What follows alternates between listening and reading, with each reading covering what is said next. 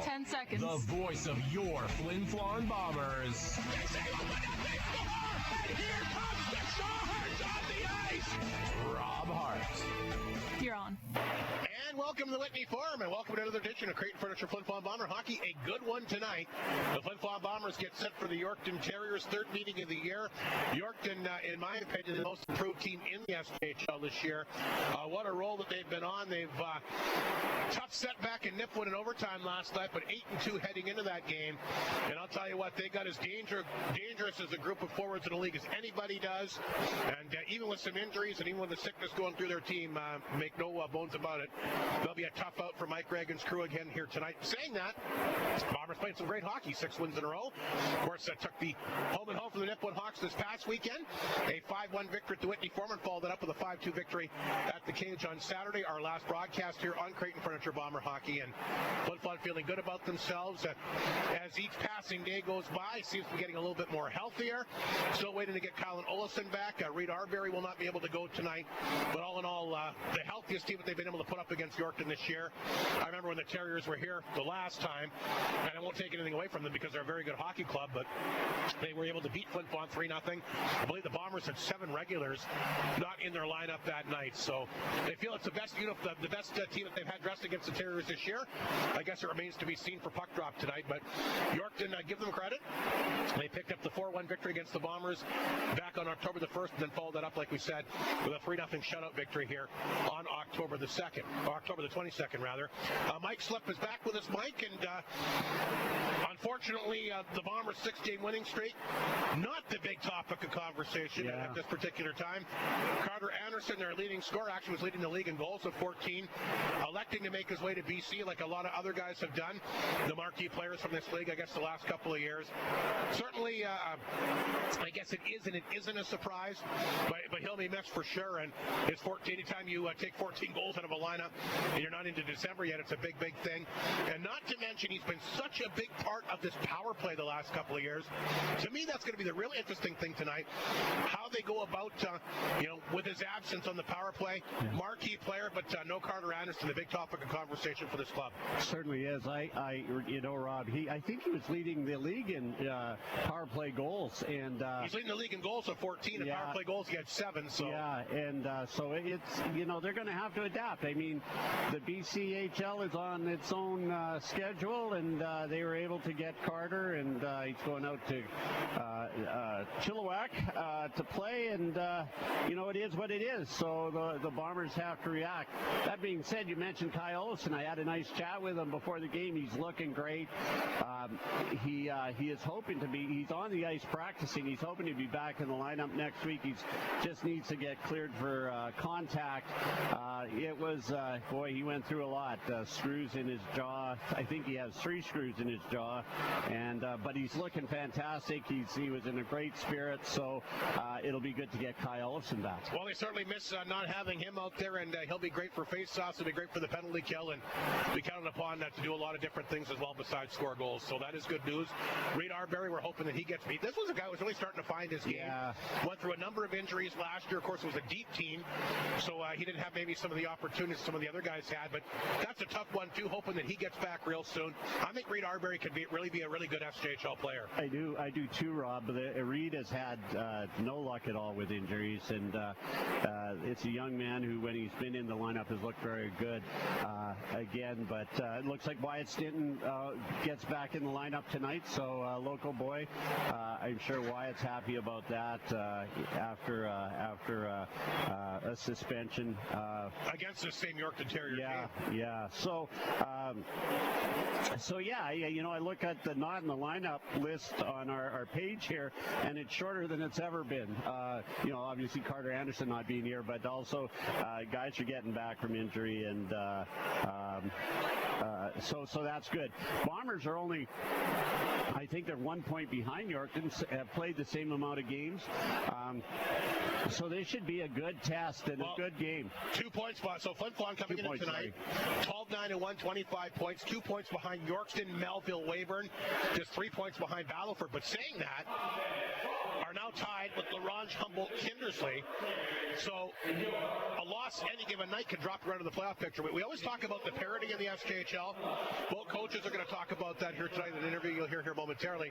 But parity-wise, I've never seen it as tight as it is now, and no question about it. I mean, at one time, I really did not like the fact they got away from the divisions, but this year it's really paying off. Like, you tell me a game going into December that's ever meant as much as it does between Yorkton and Flin Flon the last few years. This one means a lot. Yeah. Terriers coming off that overtime loss, like we mentioned last night, and of course trying to stop the Bombers' 6-game winning streak. So parity, always the name of the game in the SJHL. Big one here tonight, and of course we'll watch all the games out of town tonight because it doesn't really seem to matter what game it is. They all have a pivotal impact on what's happening in the standings. We'll take a quick break. We'll come back with Mike Gregg and his thoughts about the Carter Anderson situation, and moving forward here, trying to pick up their 7th straight victory against a very good Yorkton Terrier team. Like I said, we're back at the Whitney Forum, and we're back with Creighton Furniture Flin Flon Bomber Hockey on the one and only 1029 CFAR and FlinFlonOnline.com. Big news, everyone! Canada-wide clearance is still in effect at Great Two North spots, GM. got it. That means great savings, like 0% financing for up to 72 months on select trucks. That great of a deal is news worth sharing. So what are you waiting for? Spread the word and then head on down to Great North GM on La Rose Avenue in La Pas to take advantage of Canada-wide clearance. Because it's always a great day at Great North GM. Bailey Homes provides a ready-to-move home as unique as you and your family. From their expertise in the planning, the quality of the build, to the care of the move, they allow you to take the stress out of home construction. Let Bailey Homes make your dream home a reality. Family-owned and operated with lots of experience building and moving homes to the north. Visit Bailey-Homes.ca or call 204-903-5220. You're on. SJHL Coaches Show here with Mike Reagan, the head coach of the Bombers. Mike, and Jesus, we're just kind of sitting here kibitzing in the room. Seems like it's been a while since we did one of these. Yeah, it's been a long week, it seems like, Hardy, to be honest with you. That's what happens when you don't play on Friday nights, I guess. So it was kind of a weird night last night to have it off and just kind of watch the rest of the league, play out their games. So some interesting games last night. We're excited about tonight. Well, we'll get to that. Obviously, the big topic of conversation, Mike Carter Anderson has left the team. He's alluded to or elected to go out to BC and finish out his career there. I guess we'll start things off. When you heard the news, shocked? Your thoughts when he told you that he was leaving? Yeah, it's difficult. We had a good conversation. I think at the end of the day, we're disappointed that he's left the team, but that's his decision. It's his hockey career, and we felt like we could provide him with the opportunities that he's looking for and to get a Division I scholarship. We've talked a lot of times that the grass isn't always greener on the other side, but I think Carter wanted to check it out, and that's his prerogative. At the end of the day, we think we've got a great group here. We've got a great culture. I think that the guys are going to rally around this. Just it's obviously tough when you lose your leading goal scorer, but at the end of the day, we're not a one-man team here. You win as a team, and we feel like we're going in the right direction, and it's an opportunity for others to step up. Well, that's what people say. I mean, you're not the first one to lose a player. I mean, lots of teams have pretty much every team in the league's probably lost a player of some caliber out west or wherever it might be. And you're right, it does create opportunities for other players. I guess that's the only way you can really approach it. Yeah, we can't lose sleep over it. At the end of the day, we got to move on, and he made his choice, and that's fine. Like I said, we got a lot of great hockey players in there. I think that the guys believe in themselves. Is it a little bit of a shock to the system at first? Yeah, but you move on and you move forward, and we're excited about the challenge here tonight. It's tough when it's a rogue league, Mike, but you lose a player of that magnitude, you get nothing back. Is there going to come a point where Hockey Canada can protect these teams, protect these players? Are we going to see some type of system where you don't totally get burned and lose a guy off your roster like this? There must be some talk about it. How do you see this going forward? Well, I think eventually things will play out that way. It's so much has changed in the hockey world over the last 2 years. The landscape is unpredictable right now, to be honest with you. And the NHL's got a collective bargaining agreement coming up here in the future, and that trickles all the way down. And how the NCAA has gone about this major junior thing, and that we'll just have to see where it lands here. You can't have a knee-jerk reaction, and I think it is extremely unfortunate that our best scoring player, we get absolutely nothing, not even cash for him. So it does hurt that way. It'd be different if maybe he wanted to go somewhere else. We could get a pretty good commodity in return here. But like I said, Hardy, I'm not going to lose a lot of sleep over it. I've got a job to do, and the players understand that they have a job to do, and we'll just focus on what we need to do. Teams won 6 in a row, Mike. Should be a great test. Yorkton here tonight. You've seen them twice, but like we talked about at the end of the Nipawin game last weekend, probably your strongest lineup, even minus Carter Anderson tonight, than what you faced. I think the first time Yorkton was here, you had like 6 or 7 guys out that night. So I would have to think your strongest lineup against that group so far this year. Yeah, I would say so. And I do recall the last game that we played against them. We took it to them. We lost 3-0, I believe it was. But I thought we were the better team that night. Just couldn't score. And for us here, I think that having the lineup that we do here tonight, we're still missing a couple good players that I think make us a lot stronger when they're in the lineup and that. But we feel very confident. The guys have put together 6 in a row here. We're looking to end the month perfect, and if we can get this one here tonight, all of last year we only ended 1 month where we were perfect. So hopefully we can match that here tonight. Who won't be in the lineup tonight, Mike? Well, Reed Arbery's not going to be in the lineup, and obviously Kylan Olofsson's another guy that is right around the corner. We're very hopeful that we're going to see him here in the next week or two. He's got a doctor's appointment on the 5th, and we'll know more then. So, we look forward to the day that Ole's back in the lineup, and I think he makes us a lot deeper as well. Canada West coming up too, Mike. You have a couple players that have an opportunity. Luke Lepper, of course, I think a guy that's really a star in the making, and Cohen Semp has had some moments as well. I guess your thoughts of those two players being selected for a chance to play for this team? Yeah, very excited for both guys, and I know that there's a lot of people out there that think they're there just because I'm the head coach. No, these guys deserve it. Cohen Semp is leading all 06s in scoring, I believe, and Luke Lepper is probably the most undervalued defenseman in the league. When you take a look at how well this guy skates and how well he defends, I think his points are just starting to come. But there's not a D-man that defends as well as he does in the league. So they're both there on their own merit. Has nothing to do with the team that they play for or myself. That's always been my thing with when I've coached at Canada West is if we have players there, they're selected by the other coaches, not by me. And quickly, Mike, it'll be a little bit different selection process. You don't have the marquee BC and Alberta guys now. Maybe not as big a field to pick from, but I'm assuming still a lot of good talented players. Yeah, I mean, junior hockey in the West is got a lot of talented players, and yeah, the pool's not as big as when we were picking in 2015, 16, 17, and it's not as big as it was last year with the 5 AJHL teams departing, and I think there were 17 guys from those 5 teams alone. So.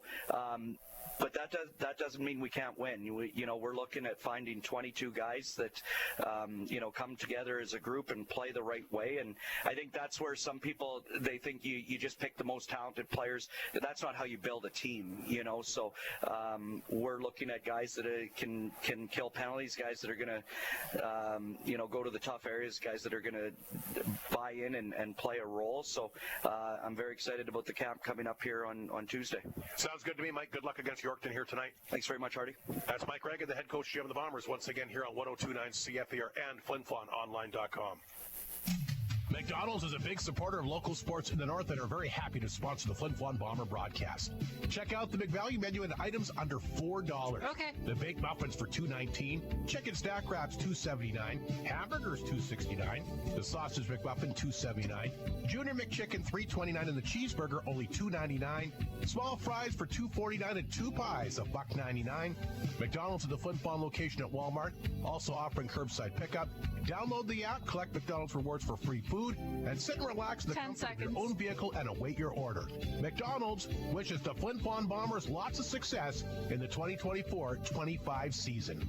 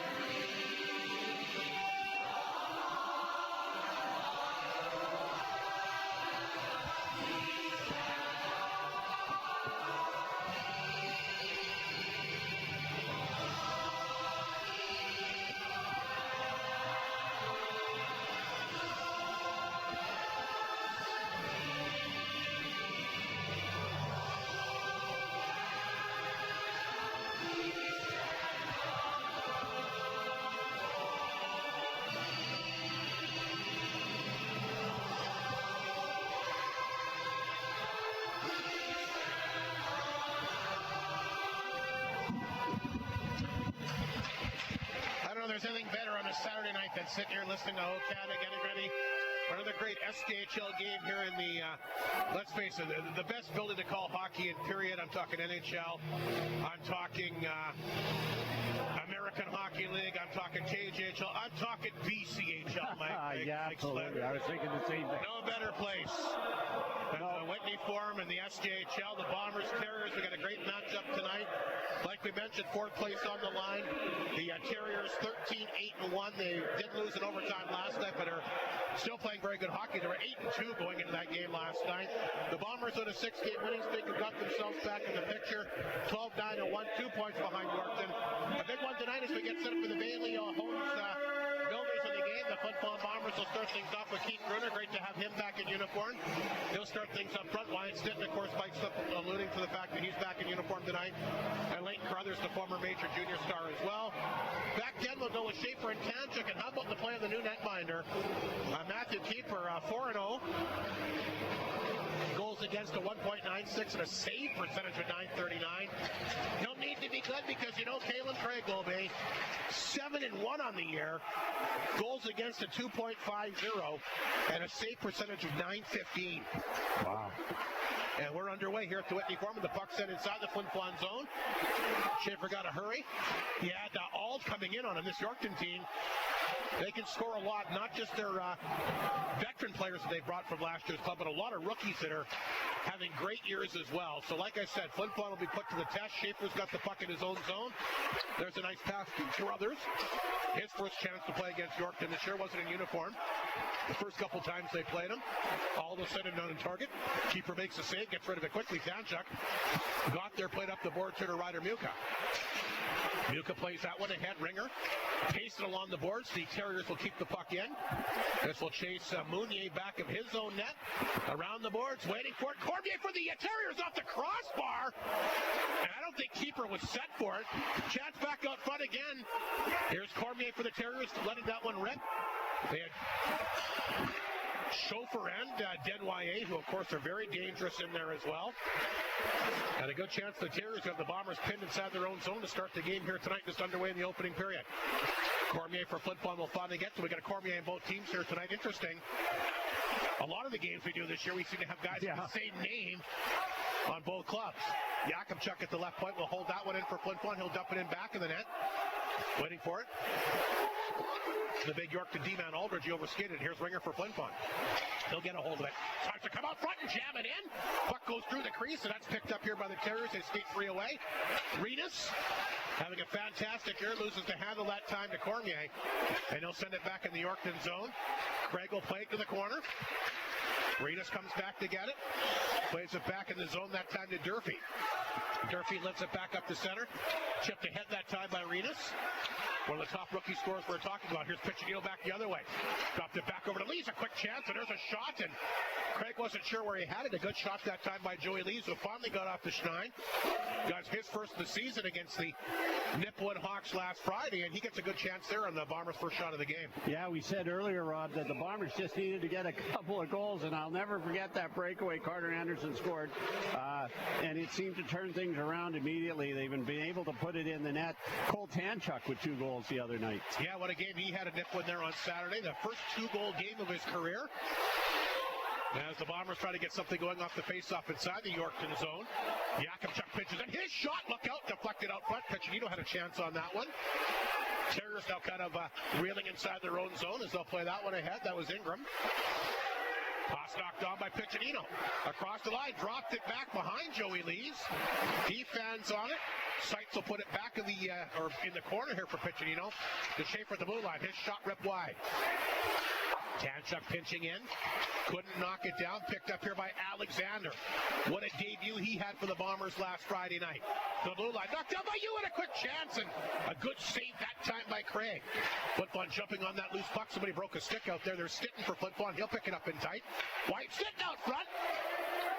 Terriers having a hard time getting going. Alexander hits Renas hard in the corner. Yorkton's had guys on the ice for a long time here. Renas has got to be well over 2 minutes here. But with the play being hemmed inside the Terrier zone, they can't make a change. Puck kicked to the corner, picked up by Ingram, and he'll do the smart thing and flip it down. And Yorkton will make a much-needed wholesale change. Tanchuk goes back to get it. Plays that one back to Stitton. Stitton had his pocket picked. Puck comes to the line. Knocked ahead by Alexander. Chance for a 2-on-1. Stitton's got it with Ewan. Stitton down the wing. Stitton tried to get to the middle of the ice. He's knocked down. Ewan out front. Can't get a stick on it. Grabbed in front by Craig. He'll hang on. Good action here. 3:45 in. We know it'll be a great game between these two teams, and so far, so good. What a great forecheck by the Flin Flon Bombers. They had the Yorkton Terriers hemmed in, and a lot of pressure. They just couldn't get a shot on net, but some good chances. And the young Yorkton goalie had to make a couple of saves. Well, we talk about Carter Anderson lately. We talked a lot about the power play, Mike. But another thing that it does, it makes you have to kind of reassess what you do with your lines. Yeah, absolutely. And different guys playing with different guys. We've seen some really interesting line combinations to start the game here tonight. Luke Lepper held in for the time being, and now it's set back inside the Flin Flon zone, but that's an icing call. You mentioned the line change-ups. It's going to be interesting to see how that power play, that first Well, I'm really looking forward to seeing how they set up, but again, I'm just noticing the different line combinations early as well. Yeah, you're right. This is a different line. It's Muka, Gruner, and Carruthers playing together. Face off in the Yorkton zone to the right of the goaltender. Kalen Craig has already made a couple nice saves. Off the face-off, the Terriers grab it. That's flipped off the glass, knocked down by Mounier at center. Feeds it back to Gruner. Gruner's first game against Yorkton this year as well. He was injured the last 2 times they played. Here comes Hammond for the Terriers up the middle. Trying to come back to Judick. The big line for Yorkton is out there. Denye, Judick, and Hammond.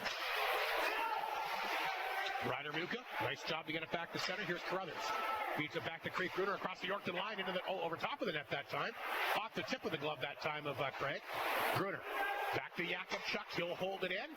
Puck is knocked down here by Cormier of the Terriers. Cormier's had some nice shifts here early. He'll bring the puck across the Bomber line. His shot off a stick over top of the net out of play.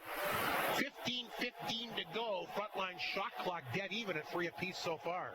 Yeah, what do you think of those Yorkton jerseys? I like them, but they don't have the numbers on the sleeves. Oh, you're right, Rob. Yeah, no, I love them. I think they're really cool, but it would be good to have the numbers on the sleeves. You're right. Big face-off inside the Flin Flon zone. Henriksen getting into here with Rigger right off the draw. Puck picked up here by Cohen Semp. He's got some room. He'll take off in center.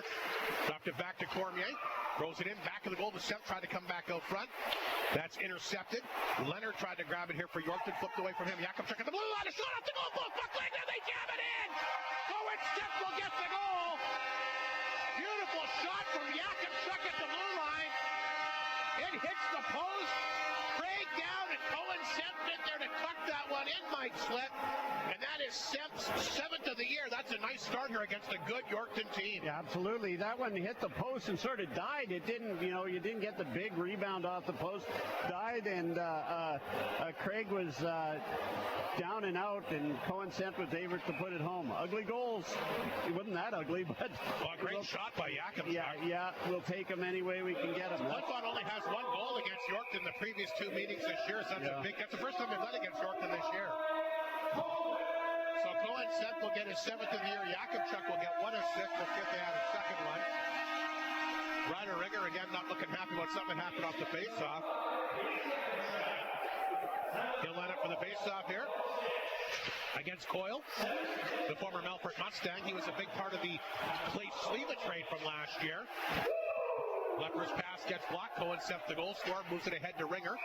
And that'll go redirect up into the Yorkton bench, and they'll blow that one down with 14:37 to go. Like we mentioned, big night in the SJHL. All the games, pretty much every night now, have some type of bearing on the standings with how tight it is. And of course, we'll keep our eye on that in the front line, in the McDonald's out-of-town scoreboard throughout the game. Terriers win the draw. This is Durrett. That one got blocked at center, picked up by Semp. Took there across the line. He'll dump it in. Cormier back of the goal. Ringer took his guy down in front. Here's Cormier. Mounier at the blue line. Shot blockered away that time. Good save by Craig. Puck at the side of the Yorkton net. Grabbed here once again by the D-man. But he can't grab it. Zawadzki's got it here for the Terriers. Zawadzki forced back in his own zone. Puck backhand of the blue line, gets away from Mooney. A chance now for Arenas down the right side. Out of nowhere, gets a hold of it. A shot right on target, and a good save here by keeper. Boy, Arenas just came out of nowhere. Piccinino breaks his stick. Puck will float back inside the Yorkton zone. It's a skate. Lee's over skates and had a great opportunity there. Arenas comes back to grab it inside his own zone. He'll play it back in front of the net. Terriers move it back to center ice. That's Laliberte. Back to Arenas. Nice setup. He'll quickly get across the line. Drop pass. Picked up. Opportunity. Wide open net. Can they score? No, it's fired off the pipe that time. Great opportunity, courtesy of Keenan Ingram. And boy, Yorkton all of a sudden, like they're so, they can be down and out at one end of the ice, but all of a sudden they get these odd man rushes. We saw that with Arenas, and Ingram, a wide open net there moments ago, fires it off the pipe. Yeah, what happened there is Piccinino and Lees collided here in the neutral zone, which helped create that odd man rush. They were down and out, and keeper's best friend, the post, helped him out there. Junik takes the face-off against Gruner. Gruner will win the draw, reps it around the boards, but it'll come out. Dahl will grab it on the Yorkton side of center. Poked away. Nice play by Carruthers. 3 chances for Flin Flon. Gruner a chance. Craig to save. Where's the puck? It's in front. They get it back to blue line. Knocked down by Schaefer. He can't pull the trigger. Leaves it there for Gruner. A backhand pass to Tanchuk. He can't find the handle either. What an opportunity there for the Bombers. Puck comes outside the zone. Flin Flon will flip it back in, but they're offside. Hammond grabbed it at the Bomber blue line. He's inside the Flin Flon zone. Hammond fires it off the side of that. There's a chance in front that time as well. Puck loose. Judah can't find it. There's Hammond again. Off a stick over top of the net. Good pressure here by Yorkton. They'll keep the puck at the blue line. Picked up. Fired into the glove that time. A good chance by the D-man. That's flipped on target that time by the defenseman, Laliberte, and the glove save made here. They had the Bombers running around in their own zone there, Rob, and that's what created that scoring chance. It seems to me early that Yorkton Terriers are able, like you mentioned, they're able to jump up quickly into the play and just have some quick guys that they're able to get to the puck quickly. Stanton set for the face-off here against Briltz. Having a tough time without these numbers on the sleeves. I got to tell you, they're sharp, those uniforms, but I missed the numbers on the shoulders. I'm not going to lie to you. Aldridge forced back in his own zone. Taken out hard here by Alexander. Flin Flon flipped the right point. That's grabbed. Fired on target. Look out. I'm not sure what that hit. But Craig was looking behind him. It didn't hit him. Another good chance here by the Flin Flon Bomber blue line, who proved one thing. You just got to put the puck on net. Anything can happen. Jakub knocked it down in center. He'll play this one ahead quickly to Stinton. Stinton across the Yorkton line. He'll carry it in. Stinton from an off angle. Good blocker stopped that time by Craig. It didn't give him much to shoot at. Now we got Ewan getting into it with somebody here by the Yorkton bench. It looks like it's Cormier. Aldridge in there as well. The big Yorkton D-man. 12:02 to go in the opening period. Shots dead even at 7 apiece, and a 1-0 Flin Flon lead. A nice goal by Cohen Semp, his 7th of the year. Yorkton coming back very close after that, hitting one off the post, but it remains a 1-0 game.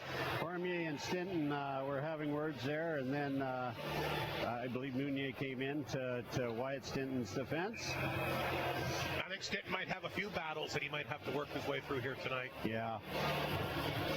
He'll take the face-off inside the Yorkton zone to the right of the netminder, Caleb Craig. It's Stinton.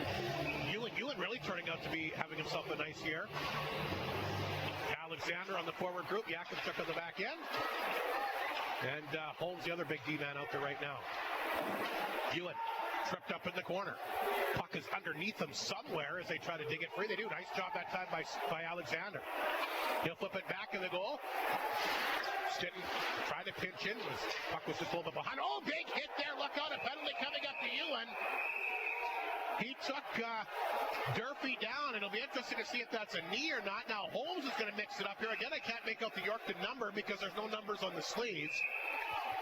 Ewan will make his way to the penalty box. This could be a double minor, maybe Mike Slip. Yeah. Getting into it as well here. Yeah, they're not letting Wyatt Stinton forget. Reed's not happy about that knee. He comes over and has a conversation with Ewan as well. It is a kneeing penalty. Will it be 2 or 4? I think that's what Emery Olison wants to know as well. But it will be a Yorkton Terrier power play coming up. Their power play very good, Mike Slip, but not much of a surprise for a team that likes to score like they do. Ranked second in the league at 23.4%, but the Flin Flon Bomber penalty kill also very good, ranked number 2 in the league right now. So the league's second best power play against the league's second best penalty kill. Just a 2-minute minor to Ewan for a knee, so we'll see what the Terriers can do here, trying to tie up this game.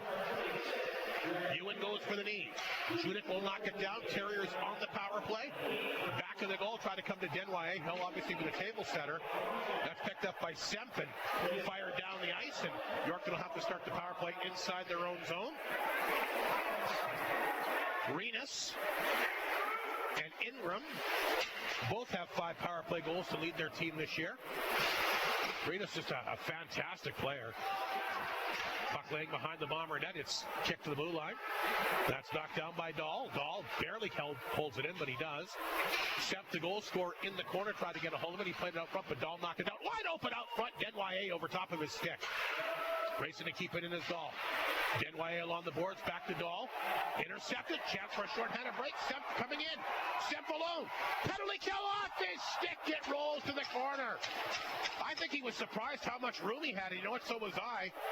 When he got that puck at center, I didn't think the Yorkton D-man was that far behind him, but boy, he created a lot of separation there. Another wasted opportunity. With 50 seconds to go in Yorkton power play, 10.5 to go in the opening period. Here comes Ingram across the Bomber line. Like we said, 5 power play goals for him this year. Having a hard time finding the puck. Now he does. He flips it back in the goal. Coyle in there looking for it. Picked up and sent to the blue line, and this will force Aldridge back on his side of center. Renus goes back to get it. He has to go inside his own blue line. He'll play it back to Aldridge. Ringer on top of him. Excellent penalty killing here by Flin Flon. Here's Aldridge. The drop pass. Renus has got it. 18 seconds in the Yorkton power play. Renus across the Bomber line. Renus hangs on. Poked away and set down the ice that time by Carruthers Craig. And will knock it down back in the Yorkton net. Aldridge will grab it. But just 6 seconds to go in the power play. So an excellent penalty kill by Flin Flon here in the early going. Here's Coyle to center. The former Melfort Mustang will bring it inside the Flin Flon zone. He'll bring it down the wall. Lost the handle. We're back to 5 aside as Ewan's back out there. Renus will hold it in. Knocked away that time by Schaefer. He'll force Aldridge back to his blue line. Here's the pass to Ingram. Can't pick it up. Chance now for Piccinino. Poke that one back to Cormier. Try to get some room. Piccinino keeps it in. Piccinino a chance. Glove save made by Craig. And all in all, a pretty good effort by Flin Flon so far. Absolutely. Anthony Piccinino's having a nice game so far. He's his quick self. He started out the season injured, and he seems to be coming into his own now, Rob. I'm just thinking that this team is a lot different than it was when we started, isn't it? We got our media timeout, Rob. We'll take a break. Just under half a period to go. Flin Flon leads at 1-0 on Cohen Semp 7th of the year. You're listening to Crate Furniture Flin Flon Bomber Hockey once again on 102.9 CFAR and FlinFlonOnline.com. Start where you are at the University College of the North. Okay. UCN offers accredited degrees, certificates, and diplomas, both on campus and online. This makes it easy for you to find a program that fits your life where you are now. Explore your options today and choose the perfect certificate, diploma, or degree for you at ucn.ca. UCN, here you can.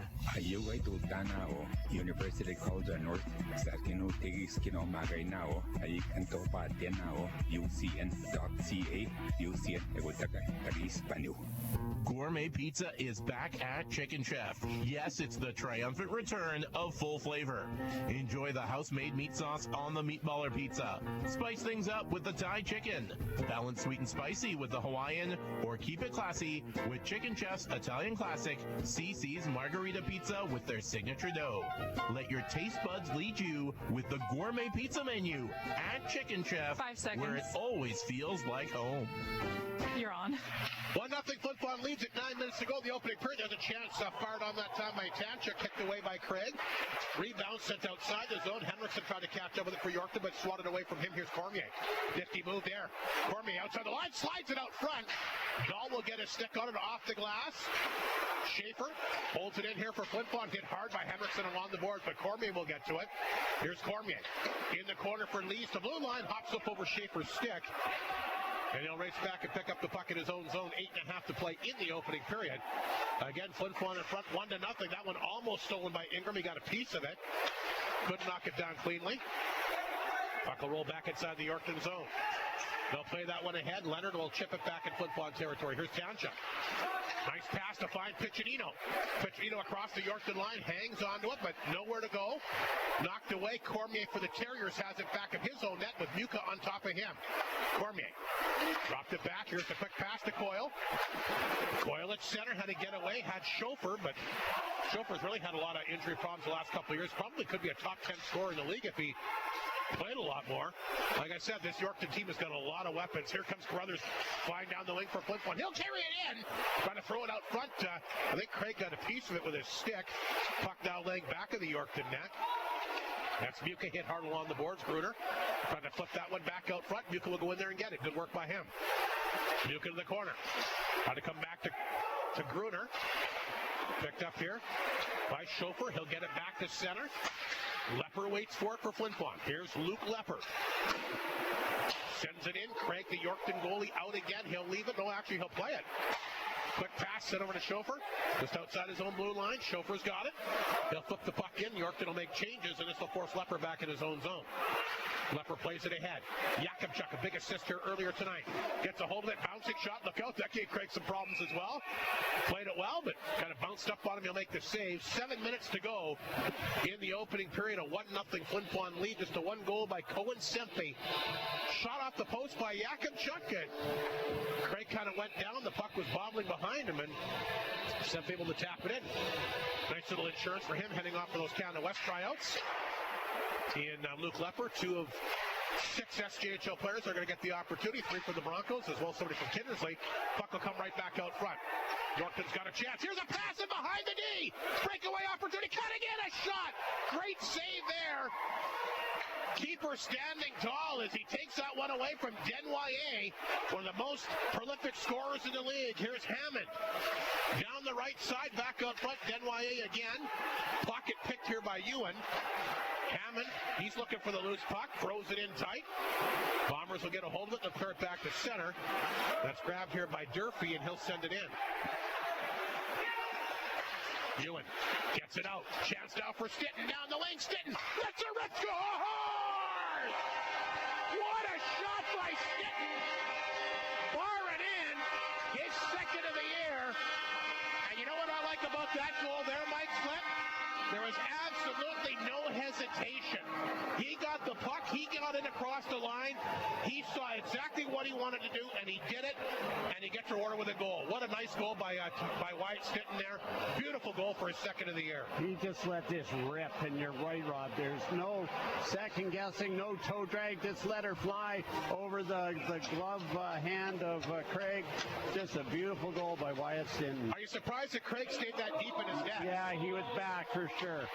Alexander hit off the puck. A good start for the Bombers here tonight, a 2-0 lead. And that should get the team pumped up. Wyatt Stinton, second of the year. And like I said, a beautiful goal as Ingram comes back the other way. He's pushed off the puck. Drury in there as well. Terriers keep it in. They'll poke it over top of the Bomber net. Ewan after it. Trying to clear it. Tied up along the boards here. Puck comes free, fired wide by Cormier. Another broken stick on the ice. That's what, 3 broken sticks we've seen here already, and we're still got 5.5 minutes remaining here in this opening period. Puck picked up here by Alexander off the boards. He'll go after it, pick it up. There's a chance off the blocker. Craig the save. Rebound comes out front to Renus.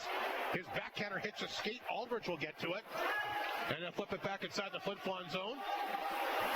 Mounier races back to get it. 5:13 to go. 2-0 Flin Flon. Wyatt Stinton, the rookie, has got his second year. What a goal. Blasting it off the bar and in. And a good start for Flin Flon tonight. Leffer inside his own zone, having trouble getting going. He'll get a little bit of assistance here. There's a flip the puck back to Lees. Lees carries it in. Nice pass up front. Piccinino. And he got tied up in the last second, but a good feed. Bombers hold it in. Mounier at the blue line, can't pick it up. Seitz has got it. He lets a rip over top of the net. Leffer will knock it down, can't hold it in. Bounced off his stick. Sends it back to Bomber blue line. Mounier there, try to come back to Seitz. Off his skate, he'll force Craig to hang on. 4:29 to go, opening period. Frontline shot clock, 11-9 Flin Flon. They've got the 2 goals and a beautiful one here by Wyatt Stinton, the rookie. Yeah, the shots, I think, are a little closer than the play, as the Bombers have had most of the play in the Yorkton end. Mr. Keeper only had to make that one great save, and it was a beauty on a breakaway. So the Bombers have, in my opinion, have outplayed the Yorkton Terriers this first period so far. Schofer against Gruner, the faceoff inside the Yorkton zone. You don't see Gruner lose a faceoff very often, but Schofer beat him, but Flin Flon gets the puck anyway. Durfee will send that to the corner, picked up here by Gruner. Gruner circling out front. He'll hang on to it. Keith Gruner, his shot! Oh, good save there, Craig. Ryder Muke out front for the screen, but Craig found a way to track it. Boy, the one thing about this opening period is Flin Flon's had now 13 shots. They've all been good. Yeah, and that's what I meant, Rob. You're absolutely right. Yeah, it looks to me like Craig's playing a little deeper. Even on that nice save he made there, he seemed a little deep in the net. But well, he had a guy in front of the net that time, I get it. That last one against Stinton, he really was in. I maybe didn't expect him to shoot it. I don't know. Flin Flon will take it, I'll tell you that. Gruner knocked down. Bouncing puck. He'll get back up and try to keep it in. Coyle will get it ahead. Picked up here by Zawatsky. Zawatsky's got some give to his game as he'll bring that one in deep. Gets tripped up. Puck comes out front. Knocked down here by the D-man, Durfee. Along the boards. Picked up by Coyle. Coyle out of the corner. Trying to walk back out front. Got a shot away. Swatted away that time by keeper. Flin Flon will get the loose puck back to center. Durfee cut that one off. Back across the Bomber line. This is Holmes for Flin Flon. Plays it back to Yakimchuk. Off the boards. Forces it back to the Yorkton blue line, but quickly played ahead. Here's Judik. Got the Bombers on a bad change. Walks in and hits the stick and goes over the glass without a play. Bad line change here by Flin Flon. Yeah, the puck just got to the Yorkton Terrier, and he had a wide open lane to the net, but tipped up and over. Ewan, by the way, gets the assist on the Stinton goal, his second of the year. At the 13:48 mark, Flin Flon in business so far, 2-0.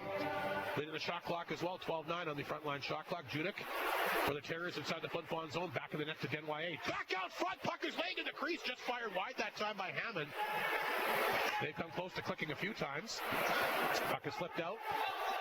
Knocked down at the Yorkton blue line. Tried to go back to Judik. Too far for him. Here comes Denway in after it, but he'll run out of room. They'll blow that down for the ice with 3 minutes exactly remaining here in the opening period. McDonald's out-of-town scoreboard here tonight. Humboldt a 5-1 lead on Nipwood in the second period. Weyburn leads Estevan 1-0 here tonight. Baldville ahead of Kindersley 2-0 late in the opening period. So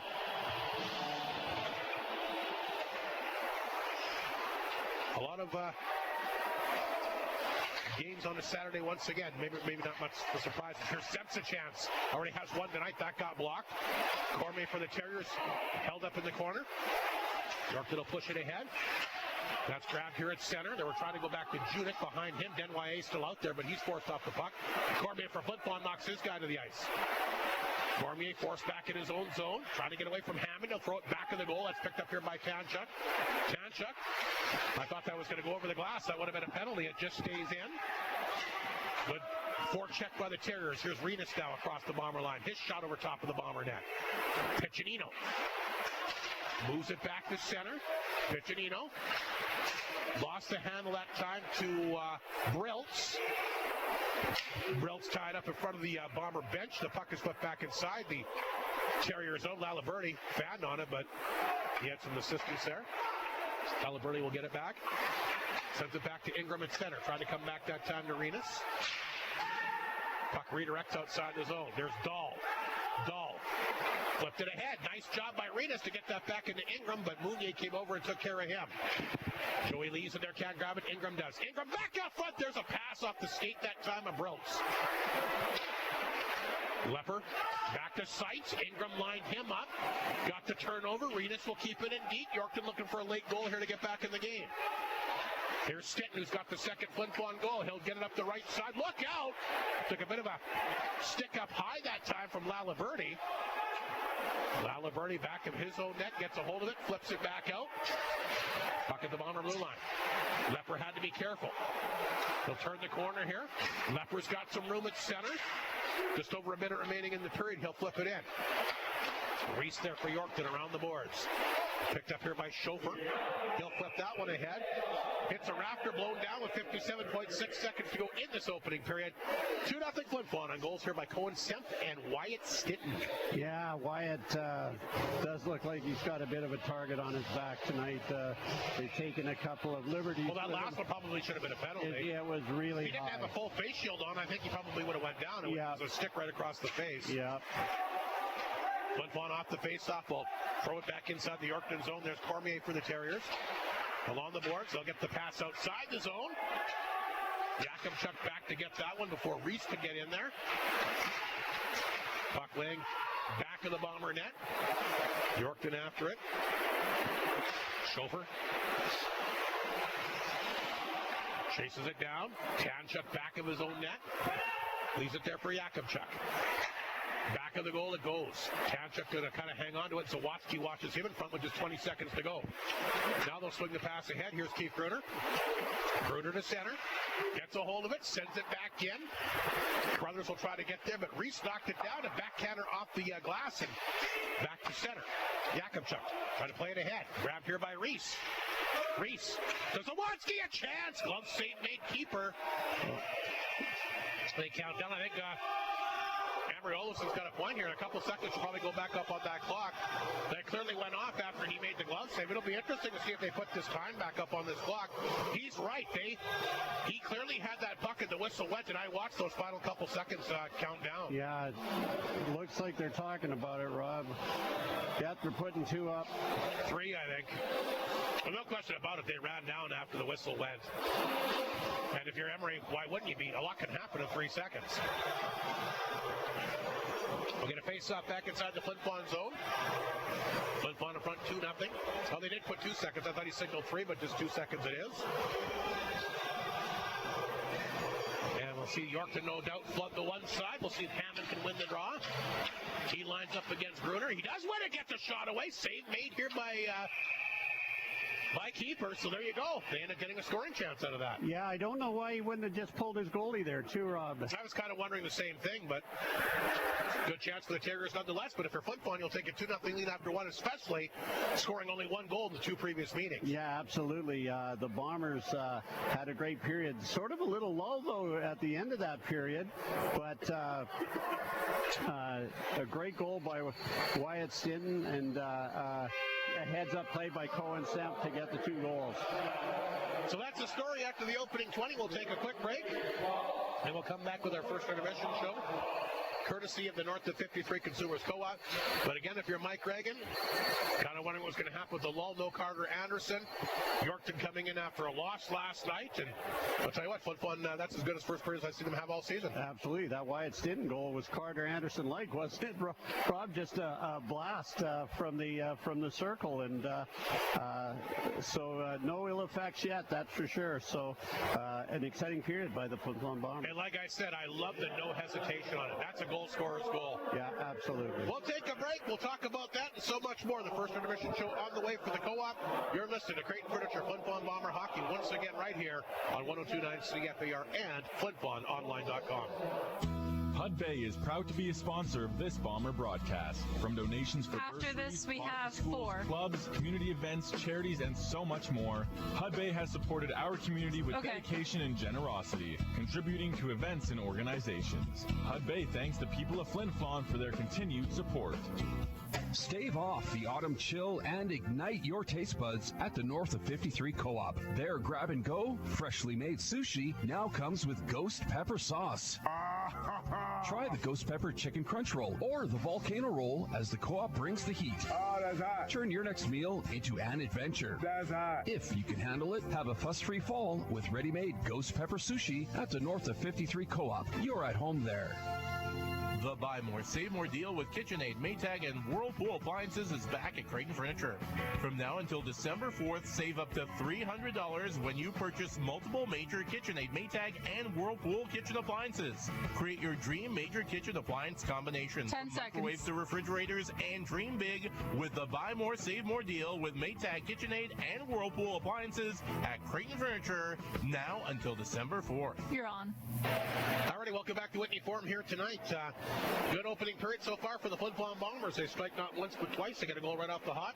The 506 Mark Cohen-Semp, another guy that's going to get a chance to play for Canada West. He'll be at the tryouts coming up in Calgary on Wednesday. He gets his 7th of the year. Yakimchuk, who I've really been impressed with, by the way. You want to talk about a guy that stepped up his play from last year. Got the puck inside the blue line, and as soon as he gets it on his stick, he lets her go. He doesn't play around with it. No, and it's a good hard shot. Yeah, they're low, and he usually hits the net. Yeah, you're right. Yakimchuk didn't get a chance to play much last year until the playoffs, and when he got in the playoffs, he had a fantastic run, and he's carried it over to this season. I think he's got some confidence. Yeah, absolutely, and that's all he needed. And anyway, he got it right on his stick there, and like I said, he doesn't fool around with it. Nope. He gets a hold of it, rifled it right off the post. Craig kind of got off balance, went down there, and then Semp, a guy that's obviously got some pretty good playmaking abilities himself, able to tap that one in for his 7th of the year. Flin Flon would take the 1-0 lead. Wyatt Stinton, nice pass from Ewan up the left side. He saw a bit of an opening, got in, and I don't know if he noticed how deep Craig was in the net or what. Yeah, I did. He definitely let that one rip and off the bar and in. A nice goal for him, his 2nd of the year, and nice for him to come back after the 7-game suspension and get right back on the sheet offensively right away. I think probably does a lot for his confidence as well, getting back in the lineup and scoring right off the hop, and he did that. So Stinton's 2nd from Ewan at 13:48. Like we mentioned, the shots were dead even at 12 apiece in that opening period.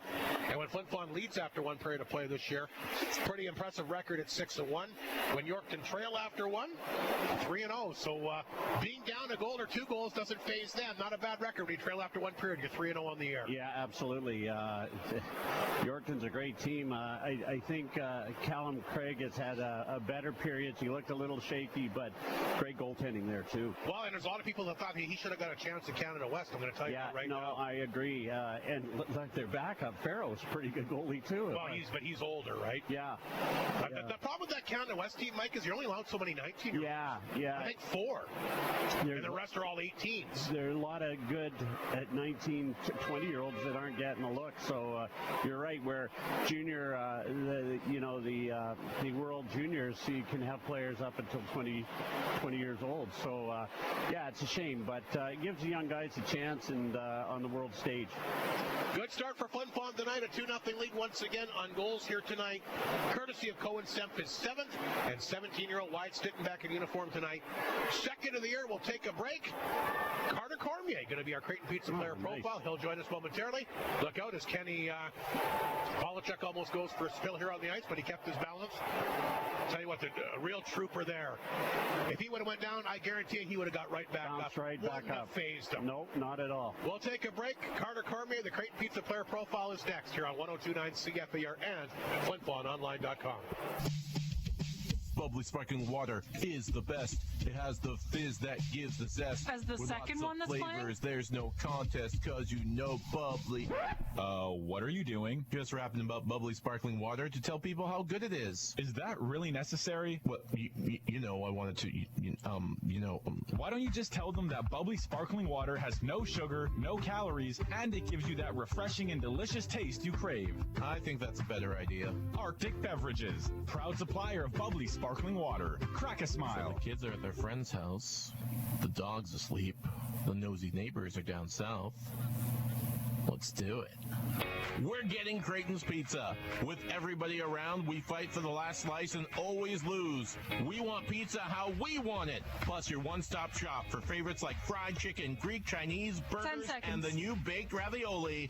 This time call 688-2080 for Creighton's Pizza. Fight for the last slice and win. You're on. Welcome to our first intermission. Carter Cormier will be our Creighton Pizza player profile. Carter, one of the new additions to Bombers, although you've been here now for a few months. Team's on a roll, 6 straight wins. What's been the difference now compared to when the team was struggling?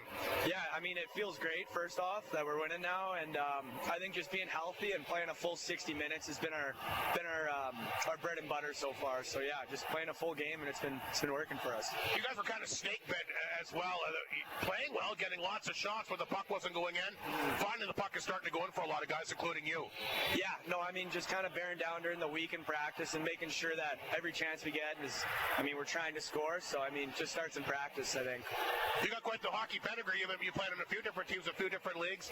How did you come to Flin Flon? Tell me how that whole process kind of unfolded here for you to wind up here in Flin Flon. Yeah, so I started the year in Black Falls, and then I was hurt out with my foot a little bit, and then they decided to let me go, and then I was, I had no CJHL rights anywhere, so I kind of just got to pick where I wanted to go, and Flin Flon's got the record of going to the Centennial Cup and having a championship team, so it was kind of an obvious that I wanted to come here for sure.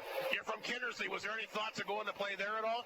I mean, at the back of my head a little bit, yeah, obviously, because it's my hometown, but I want to win a Centennial Cup, and I think we got the team to do it this year.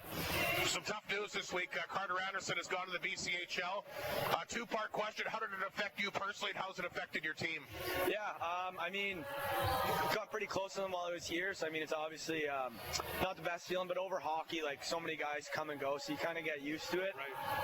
As a team-wise, we kind of just got to move on, right? Like, can't really just think about the past, you just got to be with the present, and yeah, we just got to keep rolling, that's all it is. Were you pretty surprised? Was the team pretty surprised? Yeah, I think so, yeah, kind of caught us off shock a little bit, I would say, yeah. It's too bad because the team's been playing well, and he's such an integral part of the offense, but saying that, Carter, like you mentioned, guys come and go, this creates opportunities for other players. Exactly, yeah, now we just need guys to step up here, and yeah, we should be fine. 6 straight wins, like we mentioned, playing some good hockey on the road, some good hockey at home. We'll get tested tonight for sure. You and I were chatting before we went to air. It's a very good Yorkton Terrier team coming in. 8-2 before last night. Tough loss in Nipwood, so they're going to be even more dangerous tonight. Mm-hmm. Yeah, I know. I mean, we just got to play a full 60 and start the game right with a couple big hits, shots on net, and yeah, we should be good. You know, you've lost 2 games to them, but you played very well, especially the game here. They win the game 3-0. It didn't really feel like a 3-0 game to me. I think you more than doubled them in shots in that game. Yeah, I think just coming down with we had to capitalize on our chances, and yeah, just play a full 60. Is that what kind of sticks out in your memory from that last game? Was not just able to bury, or is there something more to it that you remember about that game? From what I remember, that was kind of our struggles. Like, we weren't really getting to the blue paint. We weren't screening and taking the goalie's eyes away. So I think as long as we're doing the things we need to know, like we know we need to do, then we should be fine. Was confidence an issue for this group at that time? Because that was amidst that losing streak and just not able to score. Was confidence a bit of a factor in that game? Yes, for sure. It definitely was. And then also with injuries too, we had some guys out as well. So I think we're really good to go tonight. So yeah, it should be a good game. You mentioned injuries. Anderson's gone to the BCHL, but you get Keith Gruner back. He's been back for a couple of games. What's it like like having him back out there? It's unreal. He's solid. He plays great minutes. He's great on the penalty kill, great on the power play, and he's a great leader. So, I mean, it's awesome to have him back in the lineup. So good in the face-off circles, He is, yeah. Incredible in the face-off circle. So you come here as a 20-year-old. You mentioned you want to have a chance to be part of something special. What are you looking to bring to the club? What do the Bombers say? What do the Bombers expect from you? And what do you expect from yourself? Yeah, I just expect my maximum effort, like just in and out every shift, just going as hard as I can, finishing checks when I can, and then, getting to the blue paint and trying to create some offense for the team. You're the only one that scored against Yorkton this year. I don't know if you're aware of that or not. Oh, I did not know that. That was your first goal as a Bomber, too, was it not? Yeah, it was my first goal, yeah. On the power play, I believe. Yeah, you've had some success on the power play. Do you feel that you can be more productive 5-on-5? I definitely, yes. That's something I've been trying to work on and trying to, off like line rushes 3-on-2 and trying to bury more 5-on-5, yeah. Do you need to shoot more? I would say so, yes. Yeah, at times, for sure. Like I said, Carter, you got quite a hockey pedigree. You played for a lot of different teams. Well, how does playing in the Whitney Forum, where does that kind of rank amongst your hockey memories of the places you played so far? I mean, fan base and atmosphere, I would say it's one for sure. It's great here. It's awesome to have home games, and I mean the fan support is just unreal. I'm assuming you probably knew a lot about Flin Flon before because like you said, you kind of picked to come here. You must have known a lot about it before anyway. Yes, yeah, no, I've had a couple buddies come through here, and they've all said just incredible things about Flin Flon and their organization. So, when you're playing in Alberta this year, did you fully expect to finish out there? Since you were 20, did you think there's a chance I might be finishing somewhere else? No, in the back of the mind, like that's quite a bit good of a league, and their 20s you can only have 6, I believe, in that. And I knew in the back of my mind it could always happen, but I mean, I wasn't trying to focus on it too much. Just get out there and play hockey. Well, when everybody talks about how great that league is, I'll be honest with you, I don't know a lot about it. You played in both. Well, what's the difference between playing in this league and playing in that BC/Alberta league? Yeah, I would say there isn't a huge difference. I would say the SHL is more like physical, I would say. The speed's around the same. It's more just like, I guess, the passing and playmaking, and maybe not as many mistakes? Yeah, maybe that, yeah. There's not a huge difference in the leagues, I would say. What did you take out of playing in that league? What are the biggest things you take away from that? Well, I mean, just playing every game, full 60 minutes is crucial, and that special teams is a huge part of the game as well. Well, we've seen that with the turnaround of your team. Quickly, I always ask every guy this that I interview. Biggest moment for you in your hockey career so far can be at any level, any league. What would that be? My biggest moment would be I played for Team Native Sask, and we went down to Nova Scotia, and we ended up getting second, but that was a great experience. Best moment for a Bomber so far?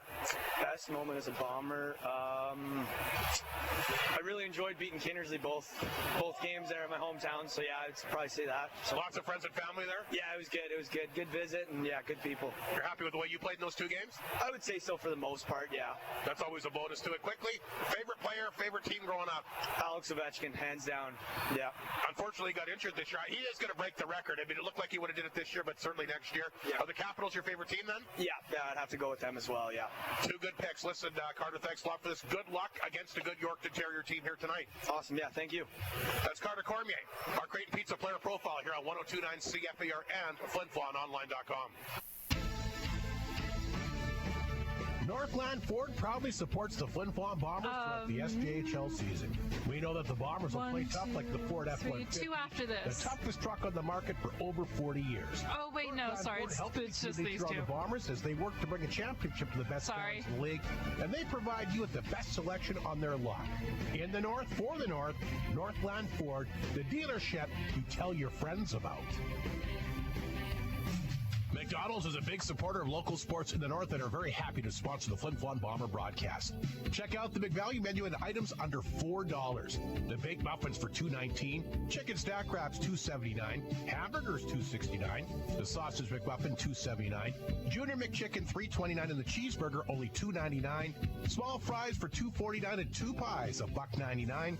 McDonald's at the Flin Flon location at Walmart, also offering curbside pickup. Download the app, collect McDonald's rewards for free food, and sit and relax in the comfort of your own vehicle and await your order. McDonald's wishes the Flin Flon Bombers lots of success in the 2024-25 season. And let's do the McDonald's out-of-town scoreboard here tonight. Around the SJHL, Nipawin, of course, like we mentioned, picked up their first home ice victory last night against these Yorkton Terriers in tough and Humboldt tonight. They're down 5-2 now late in the second period. Weyburn leads Estevan 2-1 with about 7 minutes remaining in the second period. And And we've also got Melville a 2-0 lead on Kindersley after one period of play. Manitoba Junior Hockey League action, a good one at the Roy H. Johnson Arena. Rematch from last year's MJHL semifinal. Steinbach and the Blizz scoreless in the second period. Niverville a 3-1 lead on Swan Valley in the opening period. Dauphin leads Verdun 1-0 after one, and it's Portage ahead of Wayway 1-0 in the first period. NHL today, the Rangers hold off Montreal 4-3. Florida looking like the Stanley Cup champion of old, burying Carolina 6-0. Washington without Ovechkin today, a 4-3 lead on New Jersey in the third period. Leafs lead Tampa Bay 4-0 in the third. Pittsburgh a 3-0 lead on Calgary in the third period today, or right now. Philly leads St. Louis 1-0 in the third. It's LA ahead of Ottawa 3-2 in the third. The Islanders a 2-0 lead on Buffalo in the second. And the second half of Hockey Night in Canada, Edmonton will be in Colorado. And of course our score here tonight, Flin Flon leading Yorkton 2-0 after one. Cohen 7th and Wyatt Stitton the goals, and a 2-0 lead for Flin Flon right now. So far so good, but like we mentioned, no sweat off the Yorkton Terriers back. They've been able to come back from deficits after one period all year, and I don't think that they look too worried to me. Next goal, big either way. Yeah, absolutely, Rob. Yorkton is far from out of this game.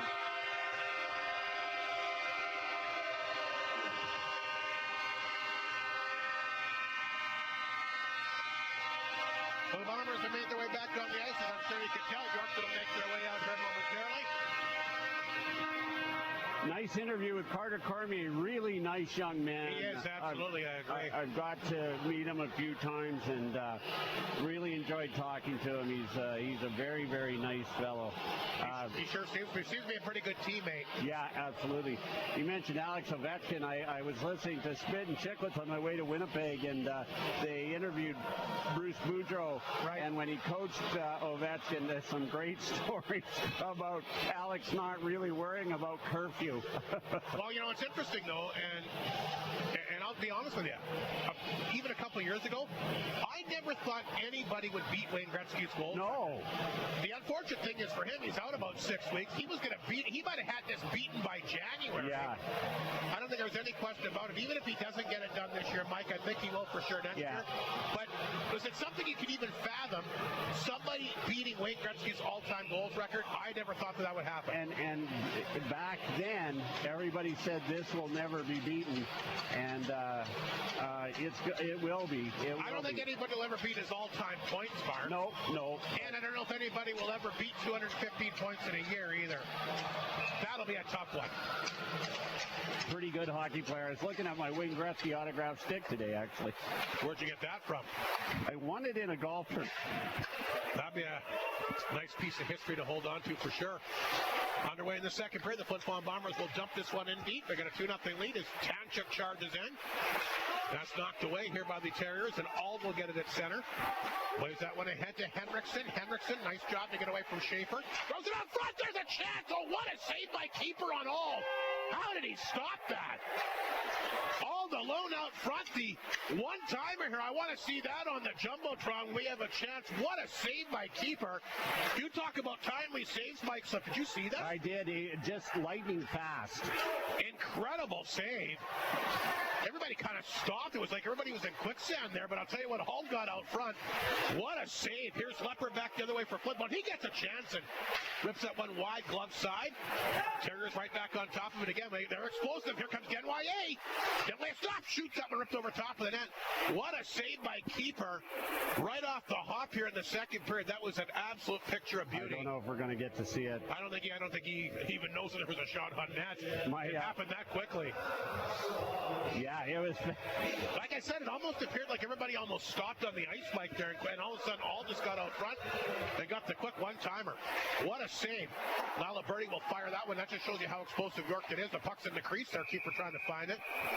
He'll hang on to it. 18:50 to go, just underway in the second. Shots are now 14-12 Terriers on our frontline shot clock. My son played minor hockey with another goalie and who drank an energy drink drink. Before I asked him, why you drink that energy drink? And he told me that he could see 5 seconds ahead. So I wonder if Mr. Keeper does that, because that's exactly what it looked like. He was ready for that shot and made just a fantastic save. Here's an interesting stat. You talk about drinking an energy drink. Keeper might be the first goalie I've ever seen that does not have a water bottle on his net. I never noticed that, but you're absolutely right. I was tipped off about this last game, and since you brought it up, the only goalie I see without a water bottle, Mike Slip, do you see a water bottle out there? There is not a water bottle. So you tell me anybody else like that. That's a first. Anywhere. Exactly. So the puck is tipped in front of the net. Keeper will grab it. Goalies like to take their mask off and not only drink the water, but pour it over themselves to cool down inside of all that equipment. But you're right. No mask for Mr. Keeper. No bottle. Sorry. 18:40 to go. Second period. Face up inside the Flin Flon zone. Yorkton's come up and had a pretty good opening couple shifts here. Denwye going over some strategy here with his line mate Junik. And Denwye will line up for the face-off here against Keith Gruner. Terriers out shooting. Flin Flon 3-0 so far in the second period. Here's a quick pass to Ryder Ringer. Kind of quiet in that opening period. He'll bring it in. His backhander out front. We had Gruner there and just missed the pass. A nice setup. Denwye looking for the alley-oop the other way. He's offside. They'll blow it down. Yakimchuk will feed this one back to Holmes. Up the middle. Good pass to Ringer. Back inside the Yorkton zone. Out front. Look out. There's a chance there for Colin Simp. Runs into the goal. He's going to get a penalty. And he's going to get into it with Laliberti as well. Semp was just... He's going to take... Laliberti's going to go too, Rob, I think. Oh, maybe not. Laliberti went after. Now, Semp was not purposely trying to run the goalie over there. He just went to the front of the net. But a goaltender interference penalty being called, and we'll see the Yorkton power play for the second time in this game. Yeah. I don't know if that's one that I would have... I mean, I guess you got to protect the goalies. I think... But, I mean, I don't know if they probably don't have the replay there. Well, let's take a look at it. He's just going to the front of the net where the puck is. Yeah, I think you have to call that, it's like an accidental high stick, Rob. I guess, It certainly wasn't malicious. No, I think he was going for the puck. Yeah. Coyle set for the face-off against Gruner. Flin Flon back on the penalty kill. This is Aldrich. Drops it off. Side of that, there's a backhander. Back out front. It'll come to Ingram. Ingram has it. His shot block comes right back out front. Keeper not sure where it is. They jam it in. Coyle got it. And that took all of 12 seconds on the power play. Yorkton right back in the game. Coyle, the former Melfort Mustang, there to get that one in. The Whitney Forum boards fooled young Matthew Keeper there. They're so lively behind the net. That puck came out, got underneath him, and squirted out front, and he was down and out, and Coyle was able to tap that in. Coyle will get his 6th of the year. It's a power play goal. And Yorkton 1 for 2 in the game. Coyle, a very, very good player. Again, big part of that Clay Sleva trade last year. Everybody talks about Sleva going to Yorkton, what he did there. Coyle, a guy that will be back for another season after this one. And they're going to give Briltz an assist. There was a second one. We'll get that as well. But Yorkton on the board. Big power play goal as Flin Flon gets it back inside the Terriers zone. There's Tanchuk a chance. That one just went wide. Pass out front. I thought they were going to jam that one in. A great chance there for Joey Lees. I'm not sure how it stayed out. You seem to have Craig down. Schaefer at the blue line, knocked it down, lets her rip. Wide of the target again. And picked up here by Schofer. He'll start to skate here for Yorkton. Right back in the game at 2-1. That looked offside to me. On target, Coyle with the goal. We'll get it back to blue line. Knocked down by Corday. Shot right on. Big rebound in front. Nice job that time by Tanchuk. If he doesn't tie up Zawatsky, it's 2-2. Bombers throw it back across the line, intercepted. Here's Zawatsky, the partial break. Zawatsky stops, cuts in, backhand pass off front. 2 big saves by Keeper. Where's the Bomber defense? They've gone to sleep here in the second period. Oh, they've looked horrible here the first couple of shifts, and they almost got burnt again. 2 great saves again from Keeper there. It really should be 3-2 Yorkton at this point, Mike. With the big save that he made off the hop there, off Ald, and he makes a couple big saves there again. The Bomber D's got to play better. Matthew Keeper was the only defensive player on the ice there, Rod. The others, I don't know where they were, but they were lost. He was there all by himself, and he made, as you said, 2 great, fantastic saves. 3-2 keeper keeping Flin Flon in this second period.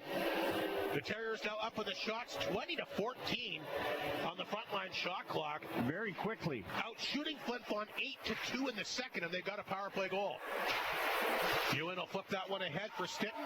He's got a goal tonight. That's tapped away to the blue line. Grabbed here by Denwye. Intercepted. Flin Flon will throw it back towards the Yorkton line.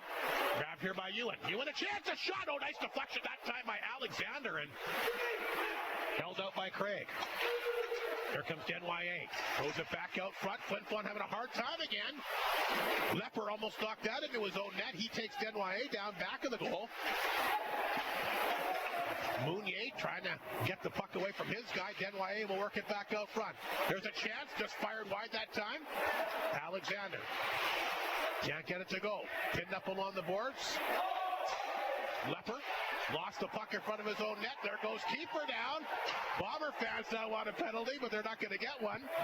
And the puck is lifted back in the Yorkton zone, and Renus goes back to get it with Alexander on top of him. Renus regroups inside his own zone. Off the boards. Picked up by Auld. That gets redirected. Knocked down. Here's a chance for Ryder Muka. Muka across the line. A nice shot. And Craig Darren, look at where his angling is on that shot. Yeah, perfect. Right on top of the blue paint. That's where you need to be. Yeah, absolutely. He was out and made a great save. Bombers have had two really, really bad shifts here, giving the puck away. And I don't think keeper was knocked down there. I think he might have just lost his footing. That's possible. He doesn't seem to be too upset about it, unlike the fans. 8-4 of the shots here in the second period in favor of Yorkton. They lead it 20-16 in the game. Yakubchuk back out front. Gruner looked like he was going to get a chance to grab that, but that's intercepted right away and flipped back to center. Flip on to try to come back in, but it's offside. Blow down with 15-20 to go.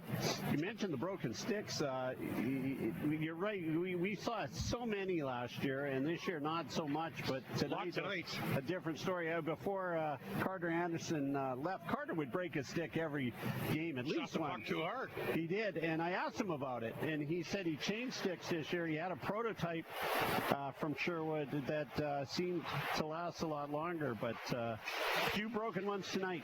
I think they break quite easy now, do they not? Yeah, they get a really soft flex, and they seem to break for these guys. Ryder Muka gets the puck back across the Yorkton line, still looking for that first goal of the year. He's had numerous chances.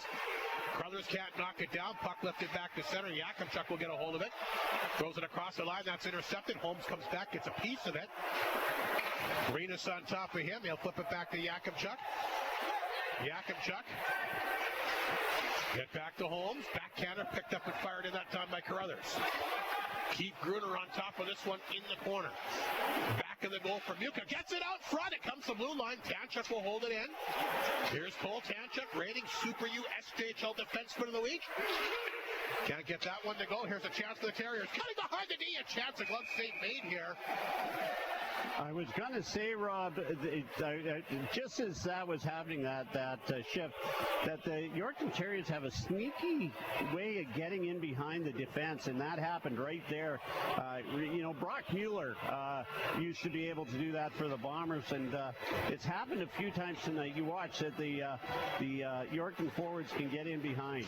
Well, I saw that a couple times in the first period. Yeah. Semp gets the puck out. Picked up here by Ryder Ringer. He'll skate away back to Cormier. Aldridge there. Took it away from him. Then Cormier gets it back. Back, then it goes to Semp. Semp has a goal tonight. His 7th of the season. Had that short-handed breakaway back in the opening period. And mishandled the puck. So Watsky loses to handle, but picked up by Coyle. He's got the Yorkton goal tonight. Knocked away from him. There's a giveaway in front. A chance off the post and in. Leonard's tied it. Bad giveaway by the Bombers right up the middle of the Red Sea here. And Leonard will grab it. He isn't going to make a mistake, and this Bomber defense has had a very tough second period. They just can't get it out of the zone. That was gift wrap. That's Christmas early there for Leonard. Ryder Ringer just missed that pass. There was a replay. I was going to mention Ringer has been quiet tonight. He's going to have to take a lot of the heat that Carter Anderson gave when he was in the lineup. Just a little quiet tonight so far. I'm assuming that's going to be an unassisted goal. This was right on his stick. We're going to finally get a Bomber power play here. And we got Mounier getting into it in behind the play here with Henriksen. So that's Leonard's 6th of the year unassisted. And it's not been a good second period for Flin Flon tonight. They're going to go on the power play for the first time. And they've got the 6th ranked power play in the league at 20.2%. That's the difference by playing a team like Yorkton compared to Nip. When you make a mistake, it doesn't really come back to hurt you. Bad mistake there, and bang, it's right in the back. And again, they probably should be behind. If it wasn't for some great saves by keeper in the second period, they would be behind in this game. He's been left to his own devices. The first goal was off those boards, and that one was just a great shot. So Flin Flon on the power play. Here's Ryder Ringer, our first look at a power play without Carter Anderson out there to make things happen. They'll get it back to blue line. That's Leopard to Ringer. Ringer fakes the shot. Back out front to Step, and they come back to the blue line. Nobody there. This will force Leopard back in his own line. Maybe everyone's going to be kind of wondering who shoots the puck now without 27 out there. Here's Step. Nice move across the blue line. There's a chance in front. Oh, great opportunity for Carruthers. And he gets robbed. Flin Flon can't hold it in. Yorkton, you can't give up on the play like that, as Leopard found out, because NYA went out and took it away from him. Here comes Semp back the other way. Slides it to Carruthers, off his stick, comes back out, nobody there. Nice job by Leopard to come back and take that one away from NYA. Here's Semp at center. Semp back across the line. Knocked away. Gruner a chance, off the glove that time of Craig. Carruthers knocked it down. He'll feed it back out front to Gruner. Carruthers along the wall. Gruner backhand pass out front. Grabbed here by Ringer. Ringer tied up in the corner, picked up by NYA, and he'll flip it back down the ice. 50 seconds to go in the Flin Flon power play. Leopard comes back to retrieve that one from the goaltender keeper.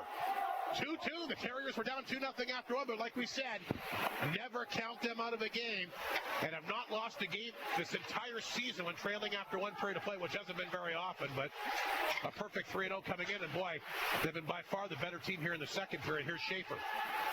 The blue line knocked down by Piccinino. Drop pass. Schaefer whiffed on that one. His second chance goes off a skate. And Tanchuk will barrel down and get it with 18 seconds to go in the power play. Really missing Carter Anderson this time. Can't set up at all there, Mike Slip. Here's the stretch pass to Lee's a chance. Nowhere near the net as that one goes flying over top. Picked up by Piccinino. His chance kicked away. Good job that time by Craig. Schaefer again. Feeds it back to Tanchuk. His shot blocked. Out of the box, a chance for Ingram. He's got Leonard with him. 2-on-1 Yorkton. Ingram to Leonard, a chance, and another good save by the Flin Flon Bomber netminder Matthew Keeper, and Yorkton getting just too many good chances. Yeah, they knew that the player was going to come out of the box, and sure enough he did, and created really a 2-on-0. Ingram did a really smart thing there. He and slowed it down and then fed it right back out to him. Picture-perfect play by him. But a textbook save by Anthony Keeper. That's how they teach it in hockey schools, goalie schools these days. Slide across like that. Well, Matthew Keeper's been the story for Flin Flon in the second period for sure. Flin Flon is really having a tough time. Yorkton's really come to life in this second period tonight, looking like the Terrier team of old. They'll keep the puck in at the Bomber blue line. Puck goes to corner. There's Holmes after it, back of his own net. He'll have to be careful. Nice job to clear that one out. It hit Ewan, but he got the puck to center. Now it's grabbed here by Stitton. Oh, he tried to throw that out front. There's a rebound. Chance in front. Ewan not once, but twice. And the Bombers will retake the lead 3-2. Wyatt Stitton, the table setter. And I'll tell you what, Wyatt Stitton's having himself a heck of a game here tonight. He gets the first chance, gets in, feeds a picture-perfect pass out front. The puck comes out front to Ewan. He gets a couple swats at it. Wyatt Stitton, the key to this goal. He absolutely was. We mentioned how the Bomber defense left Craig or Keeper all alone. Craig was left on his own devices there. The Yorkton defense, there was a breakdown. Ewan's third of the year. Wyatt Stitton, a tremendous game here tonight, a goal and an assist. And the 17-year-old having a good game here back after the 7-game suspension. Stitton will get one assist for sure. We'll see if there's a second one added as the puck comes back to Bomber blue line. There's a nice pass. Cormier behind the net. He scores! Keith Gruner! I thought it was Gourmet. It's actually Keith Gruner. It doesn't matter. 4-2 good guys. And the Bombers right off the face-off. You mentioned it earlier tonight, Mike. Gruner got a break out here. He does. Picture-perfect goal here. He gets it right off the bar and in. And again, if you look at that replay, Craig was deep in his net. Yeah, absolutely. You know, you mentioned a few times how you can't let the Yorkton Terriers back in the game. You can't let these Flin Flon Bombers back in the game like the Yorkton Terriers just have. So the Bombers come back and make it a 2-goal game once again. Keith Gruner will get the big goal. Yorkton trying to answer that one. And it's the Bombers that knock it away. They get a chance again. Gruner on the breakaway. Gruner cutting it again. Gruner, does he have another one? And no, he doesn't. The save is made. Puck loose out front. Fired wide that time by Ryder Muka. Muka continues to get great chances every game. Gruner will get it back. Tried to feed it back out front. Puck in Ingram's skates. He's not sure where it is. Ingram goes back to get it. He'll flip to the blue line. Knocked down by Schaefer. Back out front. There's a chance. Ringer backdoor off the goalpost. Puck in the crease. Yorkton just gets it out. Ingram over skates it. Caught here by Schaefer. Flin Flon that close to making it a 3-goal lead. They are on one heck of a tear. Here's Cormier out front to Ringer. He was there, but off the tip of his stick.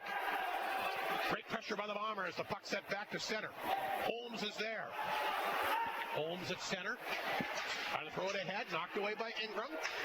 Ingram will get the loose puck. Ingram a chance. Kicked away that time by keeper. Here's Tanchuk on the rebound. Played that one ahead. Sends chance. Gets blocked. It comes back to Seth Yorkton offside. And they'll blow that down with 9:11 to go. I think we're going to get an immediate timeout, possibly. All of a sudden, the shots are dead even at 24 apiece. Unbelievable. The coming fast and furious. Media timeout. We'll take a break as well. Bombers back in front by 2. 4-2 the score here in the second period on 102.9 CFAR and FlinFlonOnline.com. Bailey Homes provides a ready-to-move home as unique as you and your family. One after From their this one? expertise in the planning, the quality of the build, to the care of the move, they allow you to take the stress out of home construction. Let Bailey Homes make your dream home a reality. Family-owned and operated with lots of experience building and moving homes to the north. Visit Bailey-Homes.ca or call 204-903-5220. Gourmet Pizza is back at Chicken Chef. Yes, it's the triumphant return of full flavor. Enjoy the house-made meat sauce on the Meatballer Pizza. Spice things up with the Thai chicken. Balance sweet and spicy with the Hawaiian, or keep it classy with Chicken Chef's Italian classic CC's Margarita Pizza with their signature dough. Let your taste buds lead you with the Gourmet Pizza menu at Chicken Chef, where it always feels like home. You're on. Well, no shortage of offense again here tonight. It was 2-0 Flin Flon after 1. Terriers fought back to tie things up, and now the Bombers up by 2, and should be 3. That goalpost moments ago. Yeah, just a crazy turn of events here by the Flin Flon Bombers. They got Cormier free again. Oh, they just missed him with the pass. He got him behind the D. Play broken up. This will send Denwye back inside the Flin Flon zone. He fights off a check, throws it back out front. Keeper the left pad save on Hammond. And he'll jump on that and hang on with 8:56 to go in the second period. Both teams getting a lot of chances. Keeper in the shift before this made it was a relatively easy save, but it was still a good save on a 2-on-1, and he moved the puck away from the other player. He knew he was barreling down, and just a smart goalie save there. Ringer against Judick to face off with the Flin Flon zone. Ringer wins a face off. Flin Flon will get it ahead. Here's Cormier, just knocked away from him. Reach for the Terriers, played it ahead. A little bit behind Judick, broken up here by Yakimchuk, and they'll send that one ahead to Semp. He'll try to come down on Reese here. Reese forced back of the net, got an elbow up on Semp there a little bit. Puck laying back of the goal. Cormier tried to get in there, but it's Reese that gets it. He'll bank it off the boards for Denwye. Behind the D, Denwye a chance, and he just goes wide, low stick side, and you're right. Just need to get that guy behind the Bomber defense steady. Semp will go to work the other direction. He's back across the Yorkton line. He breaks the stick, too. He'll send that in on target. Craig to save. 8:13 to go, second period. Shots are now 25-24 Terriers on the front line shot clock. But, boy, some tremendous opportunities both ways. Very entertaining game here for Saturday. Boy, Denwye is fast, and like we've said, the sneaky devils. They can get in right behind. Humboldt now ahead of Nipwood 6-3 in the third period. Weyburn continues to lead Estevan 2-1 in the second. And Melville leads Kindersley 2-0 Also in the second period, our McDonald's out-of-town scoreboard tonight. 4-2 Flin Flon in front here. That one gets knocked away at the Bomber blue line, but right on the stick of Aldridge. He'll bring it in here for the Terriers. Aldridge along the boards, hit hard. Nice job that time by Mounier. Lees will grab it. Flips it across the line. Laliberti intercepted it. Throws it out. Mounier, who got an assist, by the way, on that Gruner goal, will throw it in. Bombers try to go back to work here, but it's Sawatsky that knocks it back to center. Picked up by Schaefer. He'll hammer it in. Craig stopped that back of the goal. Played it back of the net. Yorkton will try to get the attack going. They'll up the middle again for Sawatsky. Too far, going to go on target. Keeper will make the save. Mounier gets it ahead to Seitz. Two guys, Seitz and Stinton. Seitz to Stinton. Backhander. Oh, what a save by Craig. Stinton, a tremendous move on a great look out. We got Laliberti going after Seitz back of the net. Went at him pretty hard. What a game by Wyatt Stinton to goal and assist. He almost had another one on a tremendous pass there. And the Terry, I can't see his number, went after Wyatt Stinton after that. Wyatt skated away smartly. Just incredible speed by the Yorkton Terriers and some great saves, some good goaltending here. That's been a very, very entertaining hockey game. Tell you what, if you like offense, you like chances, this has been a very exciting game for sure. Both teams getting plenty of opportunities. Schaefer will knock that down outside the Yorkton blue line. He'll send it in off the glass, back and in. There's Dahl for Yorkton. Stood up back of the goal by Alexander. Alexander down. I think the puck is underneath him somewhere. He gets back up and has the puck with him.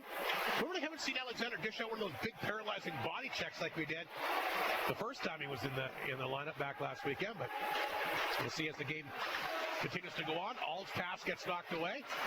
Stinton plays it ahead to you, and he's got a goal. Sends that on target. Stick save made here by Craig. Flin Flon trying to jump on the rebound. Picked up by Ald. He can't get it out. He forces Durfee inside his own end. He just gets rid of it. He'll flip it ahead. This will hit the boards, go inside the Flin Flon zone. Tanchuk there. Had Hammond on top of him, but Flin Flon will work it back to Holmes. Holmes up the wing. There's a nice pass to Carruthers. Carruthers stops it. Oh, just directed off target that time by Keith Gruner, having a nice game tonight. Gruner a goal, and there's had several opportunities to add to that. Here's Ryder Muka knocking it down along the boards. Briltz is there for the Terriers. Muka got it back. Ryder Muka pinned up along the boards in the corner. Here's Gruner. Out front, Carruthers scores!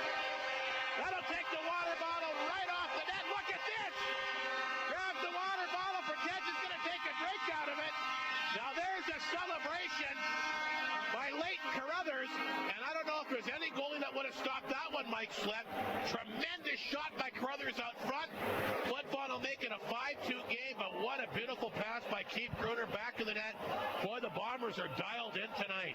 Callum Craig doesn't have a water bottle on his net either. He did.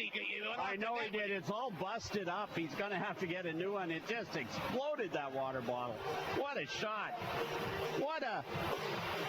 in the middle of this period for the Flin Flon Bombers, they were terrible in the first part of the period. Defense was. And they've turned it around. I think... No. I thought there might have been a penalty, but no. Carruthers will get his second in the year and a tremendous pass by Keith Gruner. And Flin Flon's taken a 5-2 lead here with just under 6 minutes to go in the second period. Here's Cohen Semp for Flin Flon. He'll play it ahead here to Ringer, move it behind him. Knocks it ahead. There's a chance for Semp again. Semp inside the zone, hangs on, feeds it back. Yakimchuk banned on it. Picked up by Cormier. Back out front to Ringer. Ringer looking for the shot. Back out to Cormier. Puck is in a maze of players and dug free here by Yorkton. They'll skate with it back in center. The backhander to Denwye. Denwye shifty, spins, fires. Save made here by Keeper.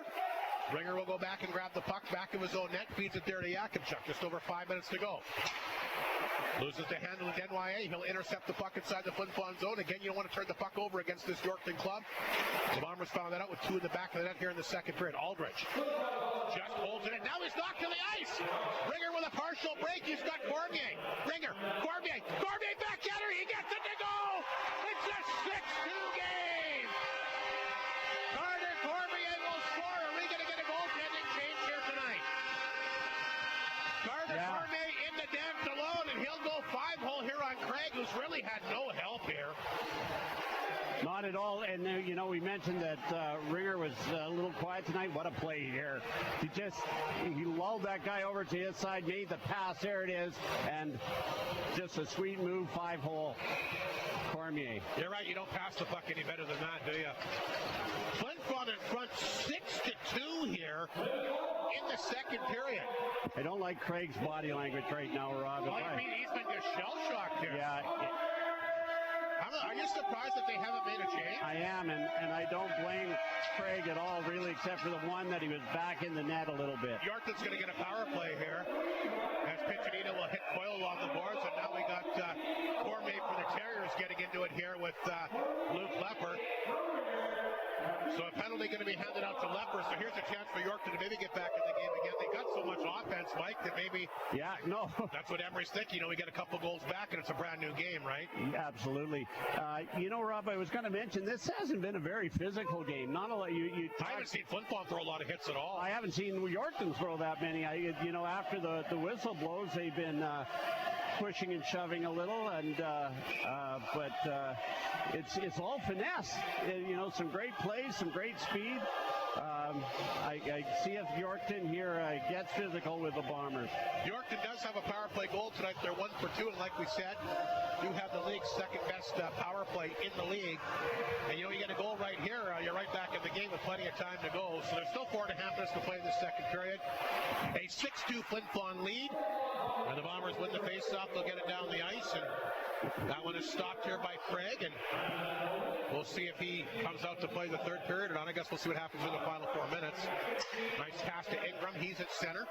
He'll fire it back inside the Flin Flon zone. Tanchuk after it, and he gets it to center ice. It's a 2-on-0 here, short-handed. Sim Gruder shoots. Oh, good save there by Craig. And again, where's the Yorkton defense? We talked about the Flin Flon defense earlier. You've almost got like a river hockey mentality going on here, where both these teams are not looking after their own blue lines. I mean, that was just a freaky bounce at the bench. I think Yorkton thought the puck went up on their benches, which I thought as well, but it's a 2-on-0 short-handed there. Yeah, absolutely. And we were talking about how Yorkton was sneaking behind the Bombers. Save. Now the Bombers sneaking behind the Yorkton Terriers. Boy, that would have been really interesting if they would have potted that one. And Keith Gruder, a tough guy to stop one-on-one, but give Craig credit. The Yorkton netminder makes a tremendous save. And Yorkton remains on the power play for 1:20 as Dahl overskates it at center. Lees will take it from him, and he'll flip the puck in. Yorkton trying to get maybe a little bit too cute here the last couple of plays. They'll try again as they'll swing the pass ahead. Denwye had it over top of his stick. That's chipped ahead by Yakimchuk to center. And they'll play that one to Lees, who was in behind the D, too far for him. It'll roll inside the Yorkton zone. Craig has it. He'll let Dahl take it back to the goal. 51 seconds to go in the power play. 3:23 here in the second period. Here's the pass to Schofer. He'll bounce it off the boards. It'll go back to the Bomber net. Denwye is there. Around the boards to Hammond. Back to Denwye. Try to come back out front. Knock to the corner. Hammond will keep it in. Junik in the corner. He's tied up. Hammond helping him out. He'll dig it free to the blue line. Stolen by Piccinino. Piccinino and Gruner. Another 2-on-1. Piccinino down the wing. Shoots it. Good blocker save made here by Craig. Flin Flon now out shooting the Terriers 30-27 on the front line shot clock. And again, out of those 30 shots, a lot of them in from in tight. Yorkton will hammer it in. I thought that was an icing call. It is, and they'll blow it down. As Reese takes a slash there from Yakimchuk, but boy, Flin Flon really pouring it on tonight. None of those 30 shots, not a lot of them have been freebies. No, not at all. See, I thought there might have been a penalty call behind the play. The referee was looking. Anthony Piccinino took a wicked slash. They're giving them back and forth pretty good there. 9 seconds to go in the penalty to Lepper. And 2:42 to play in the second period. And boy, how quickly things can turn around. We mentioned, of course, Flin Flon, some blunders in their own zone. Did not look good at all defensively the first 6 or 7 minutes of this period, but have really poured it on and been able to cash in on lots of opportunities. A 6-2 lead here as Cormier for the Terriers will bring it in. They throw it in the corner. They'll get the puck in deep. Nice work by Wyatt Stinton. He'll play it free. It's a 2-on-1 again. Ewan and Alexander. Ewan already a goal tonight. Out front, Alexander, and he can't finish it up. Back out front to Schaefer. He gets a hold of it. I'm not sure who that hit out front. A lot of traffic in front of Craig, the goalie, who's slow to get up. I think somebody knocked him down in front of the net. Wyatt Stinton stood up back of the goal. Puck picked up here by Alexander. He's knocked to the ice as well. Alexander throws a big body check there. I think he ends up catching his own guy, Stinton. Alexander, like a cannonball out there, tried to get to it. He's battling back of the goal. And now we got a Yorkton player going down here. And boy, I'll tell you what, these two young kids holding their own there, weren't they? They sure are. I had said it wasn't physical there, but who is that 27, Rob? Sorry. 37's Alexander for Flin Flon. No, for the Yorkton Terriers. I think it's all through the best body check so far of the night on Wyatt. Yeah, it's all. So 1:47 to go, second period. The penalty is over. Yorkton 1 for 3 here tonight. And like I said, those two young 17-year-olds, and Alexander and Stinton, they held their own in there in tough territory there. Anytime you go into the other team's zone and you're battling for a puck like that, I guess you expect to be hit, especially when you're a rookie. But those two young guys playing very well. Wyatt Stinton having a heck of a game here tonight. Actually, pretty much every Bomber up front has played well. Terriers come back looking for more. They'll throw that out front to Briltz. A little bit slow getting there. He got hit that time by Muka. The puck will come right back out front. Now Liberte throws it out front. Muka can't get it to settle down. Stolen here by Ingram. Ingram's backhander. That got blocked in front. Ingram after it again. Yorkton holds it in. Picked up in the corner, and they tried to come back out front. That was Liberty. He's tied up. Liberty knocked it down a second time, throws it back out front up the side of the goal, and keeper will make the save and hang on. 1:12 to go in the second period. Shots 31-27 Flin Flon, but a big 6-2 lead here. Mike Slett didn't see this coming, especially after the Bombers coughed up that 2-0 lead. No, as we've said, and we don't mean to be mean-spirited, but the Bombers were awful in the start of this period. But they certainly aren't awful now. Rob, if you remember, it wasn't that long ago, beginning of October, the Bombers couldn't buy a goal. No kidding. And actually, Craig tonight, here's a chance. The Terriers off the face-off. A great opportunity there. Ingram turned away by keeper, and tonight they probably could have more from. Craig's made some pretty good saves here. And we got Renas on top of keeper here. That'll get that'll get a crowd in front of the net. The puck was loose. I wonder. I don't know. Early whistle, maybe. It was early, but maybe it was because keeper was being sat on. I don't know. Again, not malicious at all. 59 seconds to go in the period. 31-29 the shots. Flin Flon in a big 6-2 lead here for the Bombers in this game. Trying to keep that winning streak intact. Here's Kanchuk back of the goal. Over to Yakimchuk. Cormier goal tonight. Gets it back to Seth, who also scored, but he gets his pocket picked here by Ingram. Ingram will send it in. If you're Flin Flon, you don't want to give up a goal here late, especially after a dominating period. That puck flipped ahead.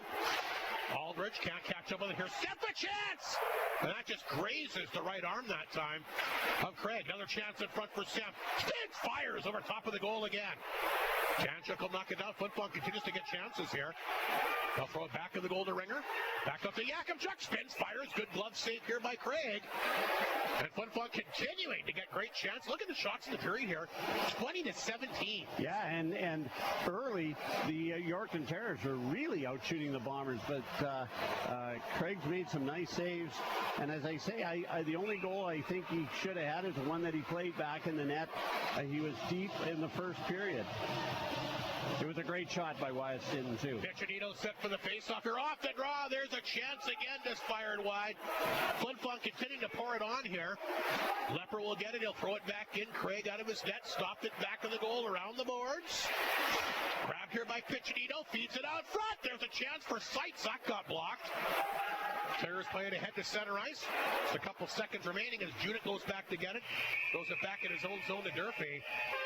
And boy, what a wild... That might be the craziest period of hockey I've seen so far this year. Without question. I mean, just the topsy-turvy way of that period went, and as I say, not a really physical game. It all got a little physical with Stinton. It's really the only major hit of the game, and but it's finesse. There's maybe a little too much finesse on both sides, especially Yorkton in that period. Maybe trying to get a little too pretty, and the Bombers are able to steal the puck and get odd man rushes away and take advantage of it with the 6-2 lead. And here's the thing. So Yorkton's down by 4 goals. They got to bring the house to the third period. Flin Flon's going to get more opportunities again because Yorkton's going to be coming full tilt offense here, at least for probably the first 10 minutes or so. I agree. You're going to see another wide open period, I have a feeling, with the way that the game's gone for Yorkton. And Yorkton's got a lot of guys that can score. They like to play this high-octave offense. I expect the third period to take over right where this one left off. I agree with you, and it's going to be interesting to see if we see Ethan Farrow in the nets for the Yorkton. I don't think so, unless because Craig came back and made some good saves again. He hasn't played bad, and you know, but sometimes coaches like to give a spark, and you know, and that may be what he's thinking. I'm not sure. We'll see what happens. But you're right. Callum Craig has played a good game. It's tough to say when the goals are 6, but he's been left alone. How many 2-on-0s have we seen? Absolutely, it's crazy, and you know, let's not forget Matthew Keeper. He's played a whale of a game. He held them in early in that period, Mike, because like I said, the Terriers did come back and tie it. Probably should be ahead with some of the great chances that they had. So again, with goaltending, I mean, it might be an old cliche, but boy, is it so true, and it's really true in this game. Not necessarily how many saves you make, but when you make them, and some timely saves by him. How about that save off all to start the period? Yeah, incredible. That's the save of the game. Yeah, absolutely. Again, I was listening to Spit and Chicklets. I had to drive 8 hours to Winnipeg, and they talked about the game should be called goaltending because it's so important. Without good goaltending, you're done, and we've seen good goaltending tonight. We certainly have. We'll take a quick break. Second intermission show straight ahead for the Co-op. Flin Flon in front, 6-2. Here on 102.9 CFAR and FlinFlonOnline.com. Creighton Furniture understands that you don't want just any appliance or piece of furniture. No, you want appliances and furniture that make a statement. And Creighton Furniture has what you need to create the feel, function, and features you want in your home, including great prices on upright freezers, retro fridges, and furniture with the colors you've been dreaming of. Make a statement by shopping at Creighton Furniture and Appliance Center, 688-7587. Be ready for winter with the snowmobile lineup from Polaris available at Frontline Sport and Leisure. The 2025 Polaris Titan Adventure 650 provides effortless control and next-level performance. Or visit Frontline to check out the Polaris Switchback Assault 9R 146 for on- and off-trail versatility to float, fly, and carve the corners. Your winter is riding on this. Call 688-3333 or see for yourself on Coronation Drive in Creighton at Frontline Sport and Leisure.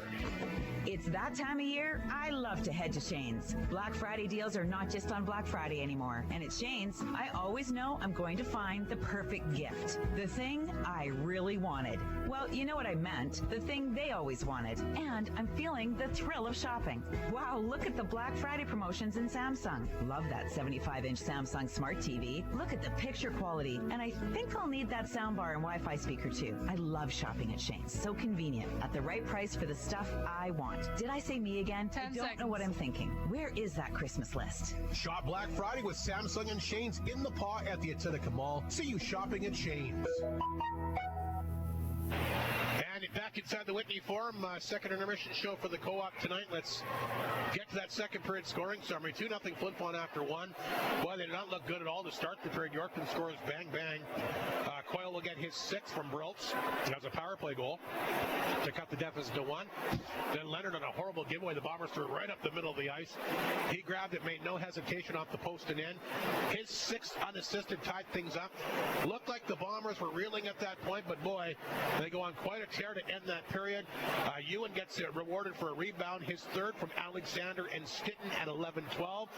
Then Gruner would get into it, his 8 from Lepper, and just right off the faceoff, he gets it alone for his 8 from Lepper and Mooney at 11-33. Then you get Carruthers ripping the water bottle right off the net. A picture-perfect pass from Gruner behind the net, his second at 14-21. Then just seconds after that at 15:05, Cormier would end up getting in there and getting a goal as well. Ringer, a picture-perfect pass to him. He picked it up, went in, and went 5-hole here on Craig, and for Cormier, that, I believe, is his 8th of the season as well. The final icing on the cake, and they could have had more. They had the 2-on-0 shorthanded breakaway. They had a couple of chances in the dying seconds. Tell you what, Kalen Craig, who's given up 6 goals, and a lot of people probably think it's not his night. He's made a lot of good saves, and just the high-octave offense. Both teams have bailed out the blue line. Flin Flon did it for the first half of the period. It cost them, and Yorkton did it for the second half of the period, and it certainly cost them. Absolutely, Rob. I was thinking, we mentioned the parity in the league, and it's great to see Yorkton back as a powerhouse in this hockey league, as in Melville. Kindersley has been better. Yorkton had a lot of difficulties, not only on the ice, but off the ice last year. They've been able to turn it around. They've worked hard, and really happy to see Yorkton having some success. Not unfortunate for them tonight so far, but as you've said many times, you can't count this Yorkton Terrier team out. They're going to, they're going to come out flying this period. I think they will. When Yorkton does trail after 2 periods of play this year, by the way, their record is 0-5. So they're a lot better team when they trail after 1 compared to after 2. 0-5 when they trail after 2 this year when Flin Flon leads after 2 periods of play. A perfect 8-0. You'd like to think that a 4-goal lead is safe, but with the way that this game's gone tonight, Mike, I don't think it's going to be over till it's over. And like I said, you're going to see both these teams come out flying here in the 3rd period. It's got to be that way for Yorkton. You're not down just 1 or 2 goals. You're down by 4. I think they're going to come. They're going to take their chances. They're going to try to get the Bomber defense to cough up the puck like they did in the 2nd period. Get a couple goals, get back in it. You never know. It'll be an interesting 3rd. We'll chat with the head coach of the Yorkton Terriers, Emery Olofsson. Normally run both interviews before the game. We decided to run his in the 2nd intermission tonight. We'll talk about their team that's, like Mike Slip mentioned, has improved in so many shape, ways, and forms this year.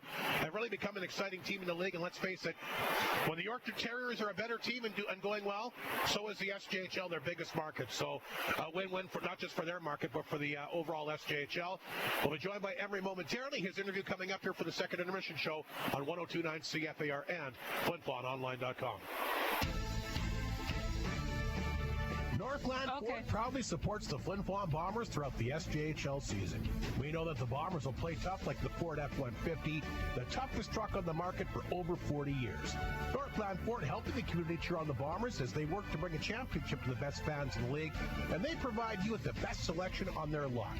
In the North, for the North, Northland Ford, the dealership you tell your friends about.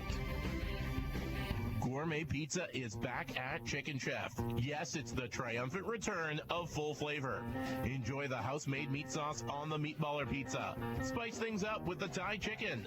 Balance sweet and spicy with the Hawaiian, or keep it classy with Chicken Chef's Italian classic, CC's Margarita Pizza with their signature dough. Let your taste buds lead you with the Gourmet Pizza menu at Chicken Chef, where it always feels like home.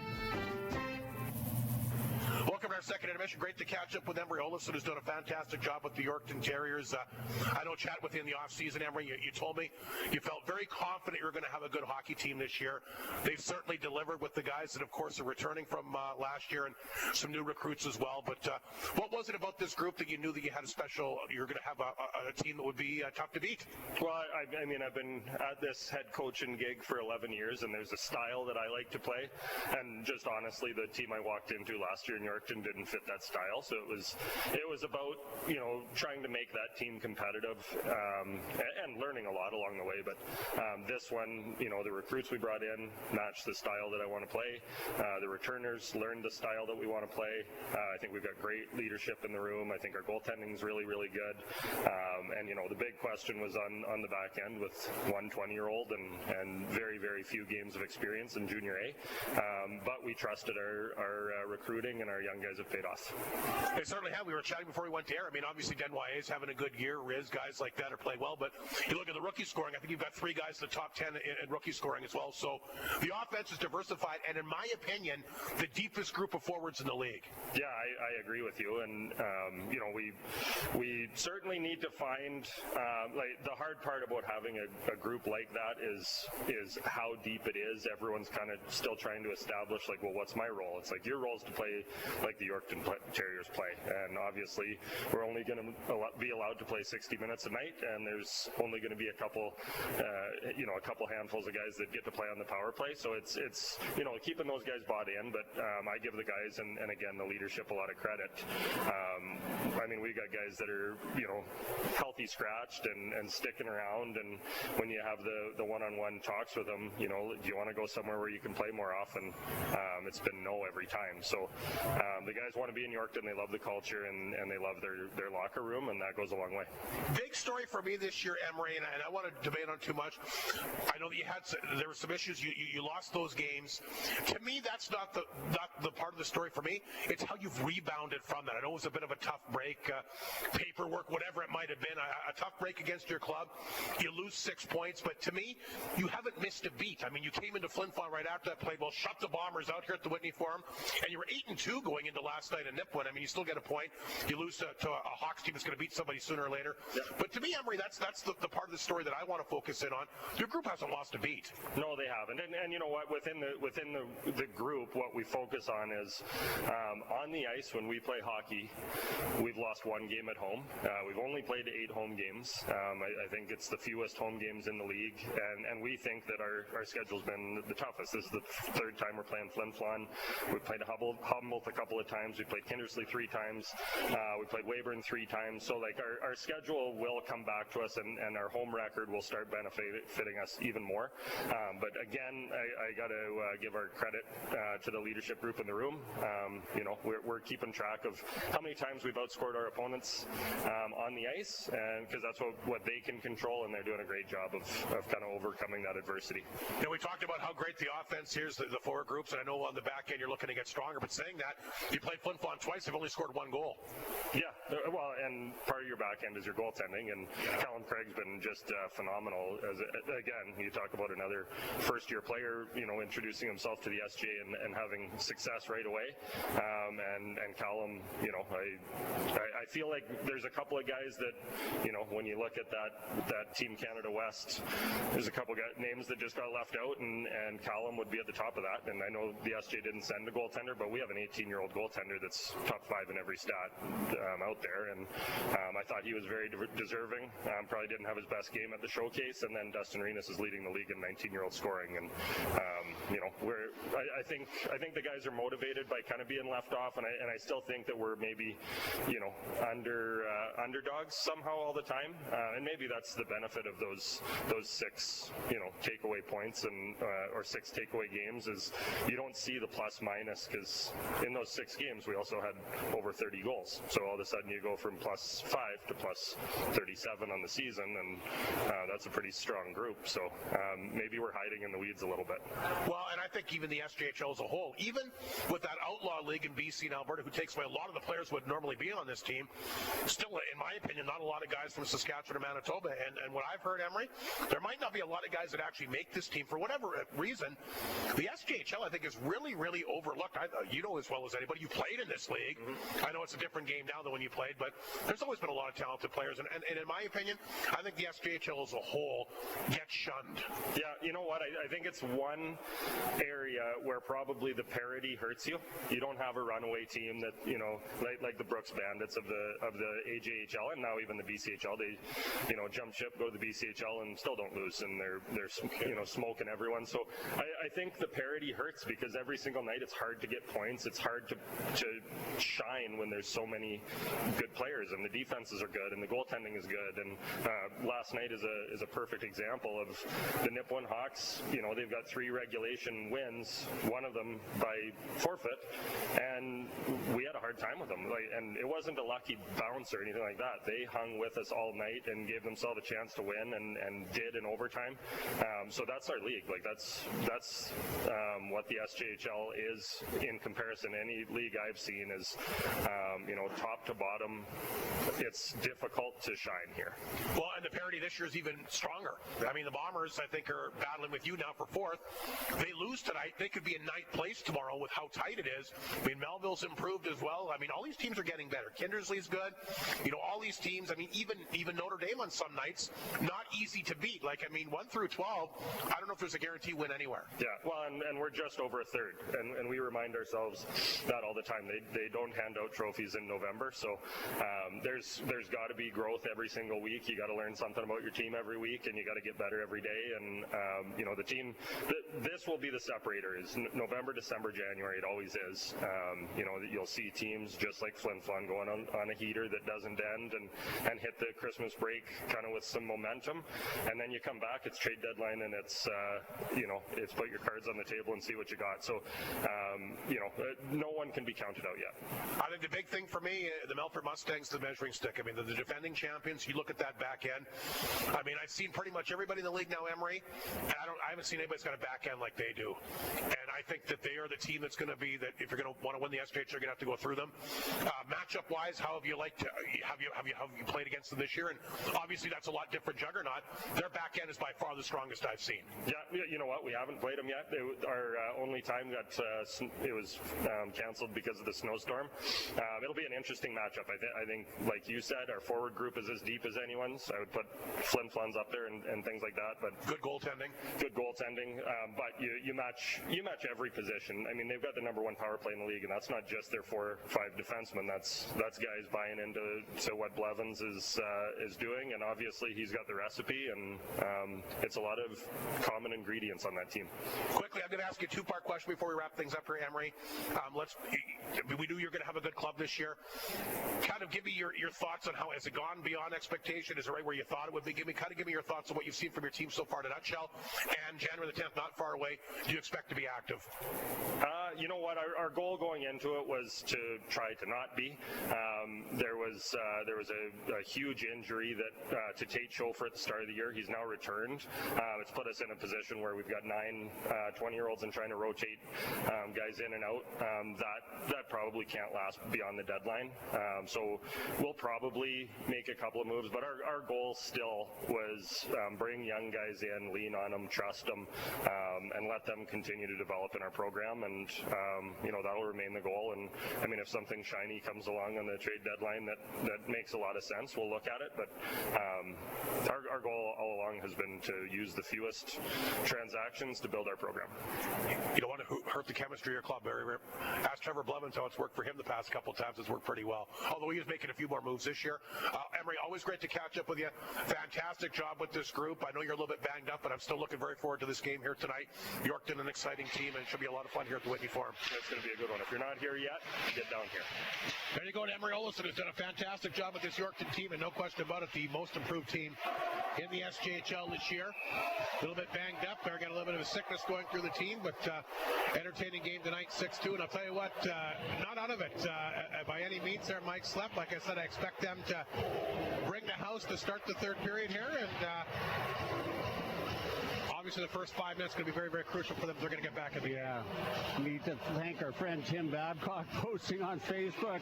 We didn't notice, but Leighton Carruthers took a 10-minute misconduct for that. And here's the Terriers off the face-off. They're going to draw a penalty.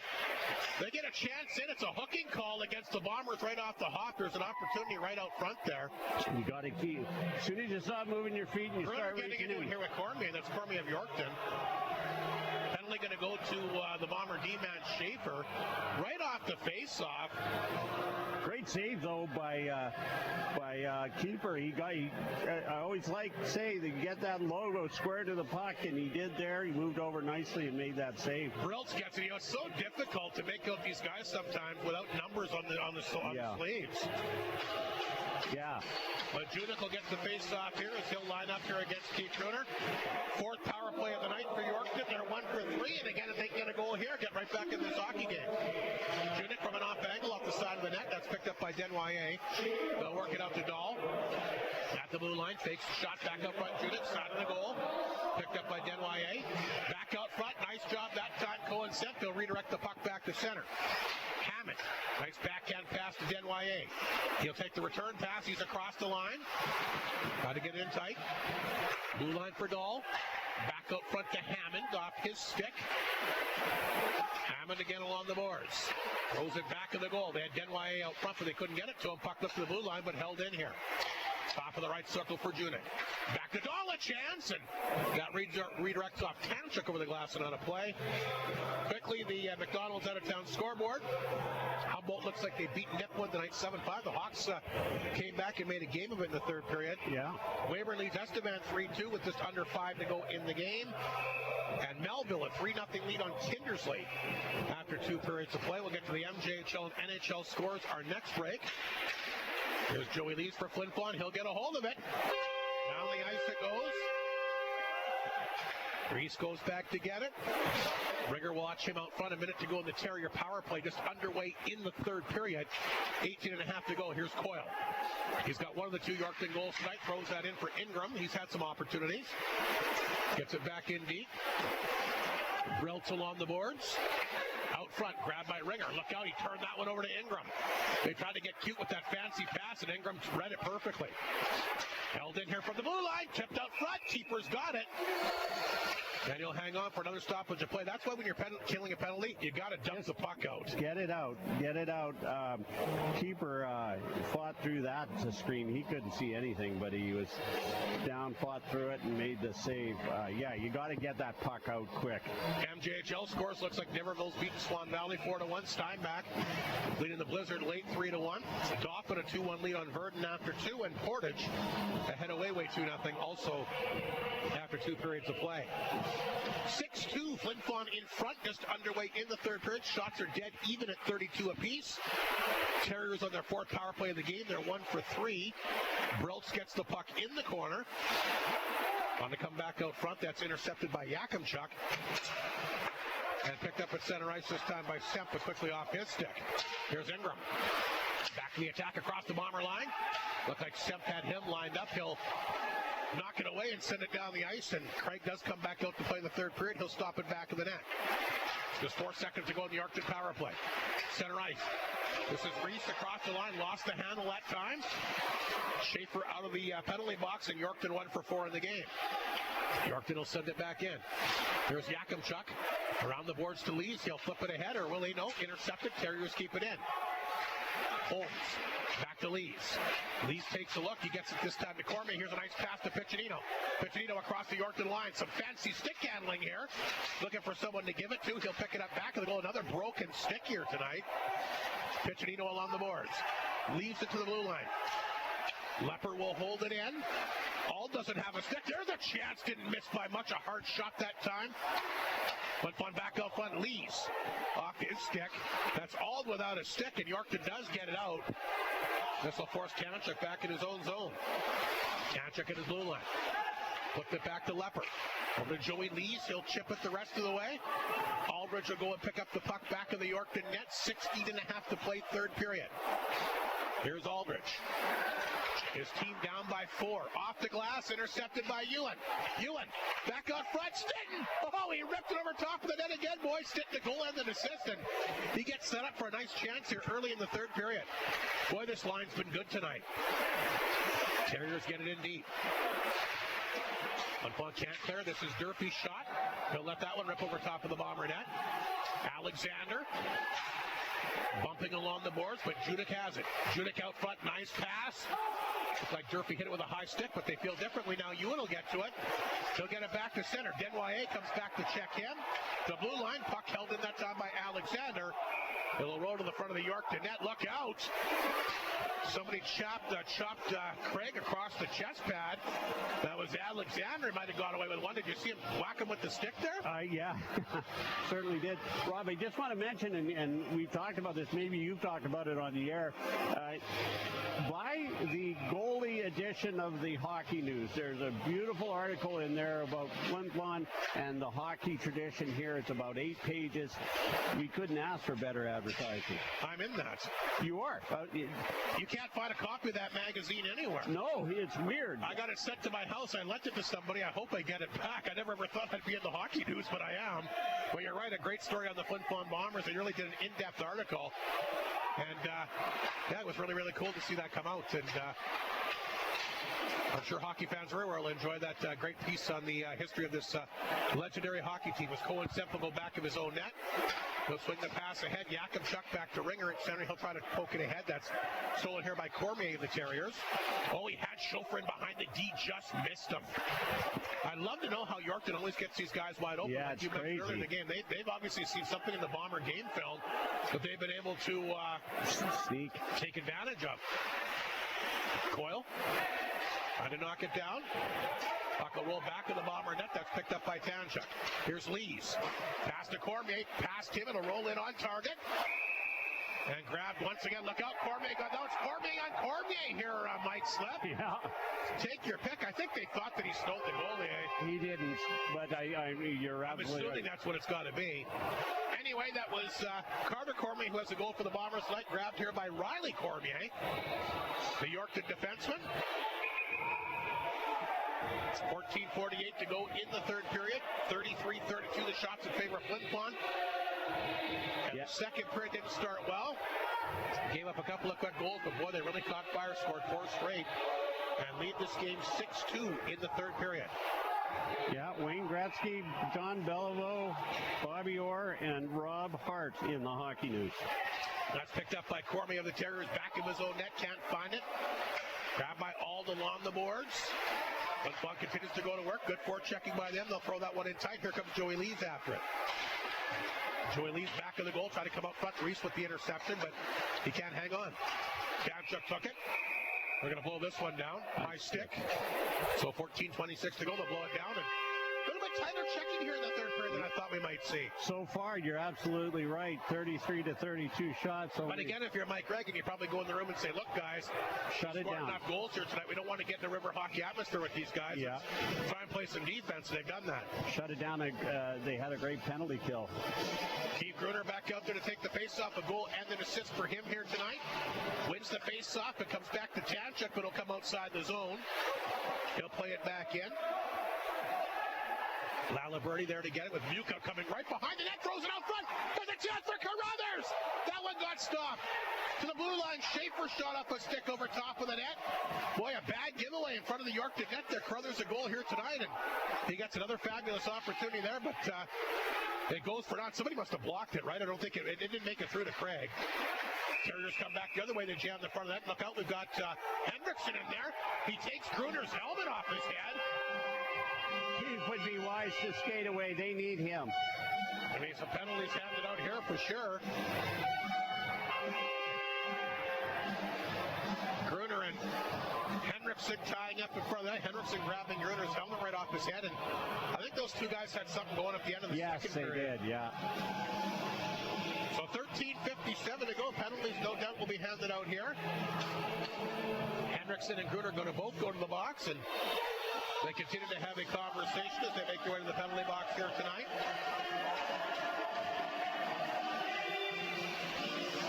Mike Reagan looking for instruction here from the officials to see what the calls are, but I think it's probably just roughing after the whistle toward Yeah, I think we got a 4-on-4 here. Coincidentals. Some even more open ice out there. 13:57 to go. Face-off back inside the Flin Flon zone. The right of the goaltender, Matthew Keeper, who's had himself a very good game here tonight. Some big saves early in that second period. As Ryder Rigger will line up for the face-off here against Briltz. Another great face-off man. Yeah, he's been very good. They might be the two best face-off guys in the league. I think so, as far as I've seen. From what I've seen, too, and I don't see all the teams as often, but certainly in the games that I've seen them go head-to-head with other teams, they've been very, very,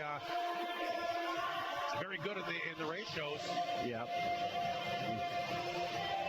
Not sure what the holdup is here, but we finally dropped the puck, and there's a face-off win here for Ringer.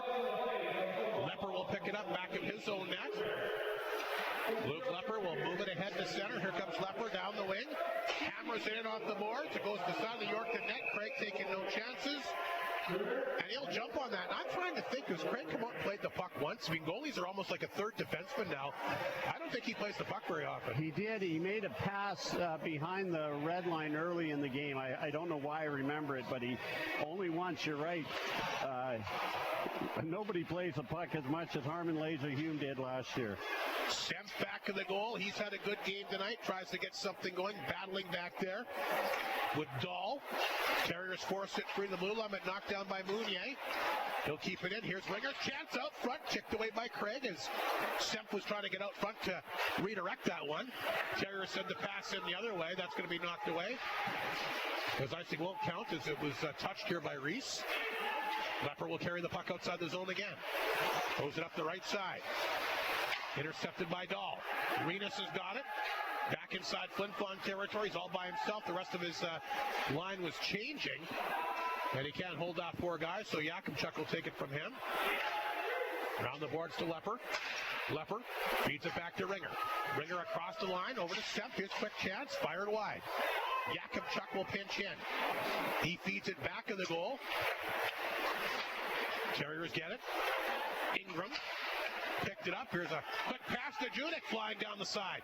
Judik cutting it on goal. Judik knocked out. Oh my goodness, he went head first in the boards. I hope he's all right. The Bonner player, Piccinino, got the stick down there. And boy, he went in heavy here. I hope he's all right. Yeah, he looks... He had a lot of momentum going as he ran with the boards, and he's a tremendous player. I hope he's okay. He went in hard. Piccinino taking some grief. Again, it wasn't a malicious play. I don't think so, no. He's just trying to prevent him from getting there, right? His momentum took him down there. I think we're going to take a break here, Mike. 12 and a half minutes to go. The good news is that Renas is sitting up with the Yorkton trainer working on him. We'll take a quick break and come back here in the third period. 12 and a half to go. Flin Flon in front 6-2 on 102.9 CFER and FlinFlonOnline.com. Hud Bay is proud to be a sponsor of this Bomber broadcast. From donations for bursaries, hockey schools, clubs, community events, charities, and so much more, Hud Bay has supported our community with dedication and generosity, contributing to events and organizations. Hud Bay thanks the people of Flin Flon for their continued support. Chuckles the Elf here, representing Santa Claus. And I just want to say, it's enough with the milk and cookies already. What St. Nick really wants is the Festive Favorites Feast from KFC.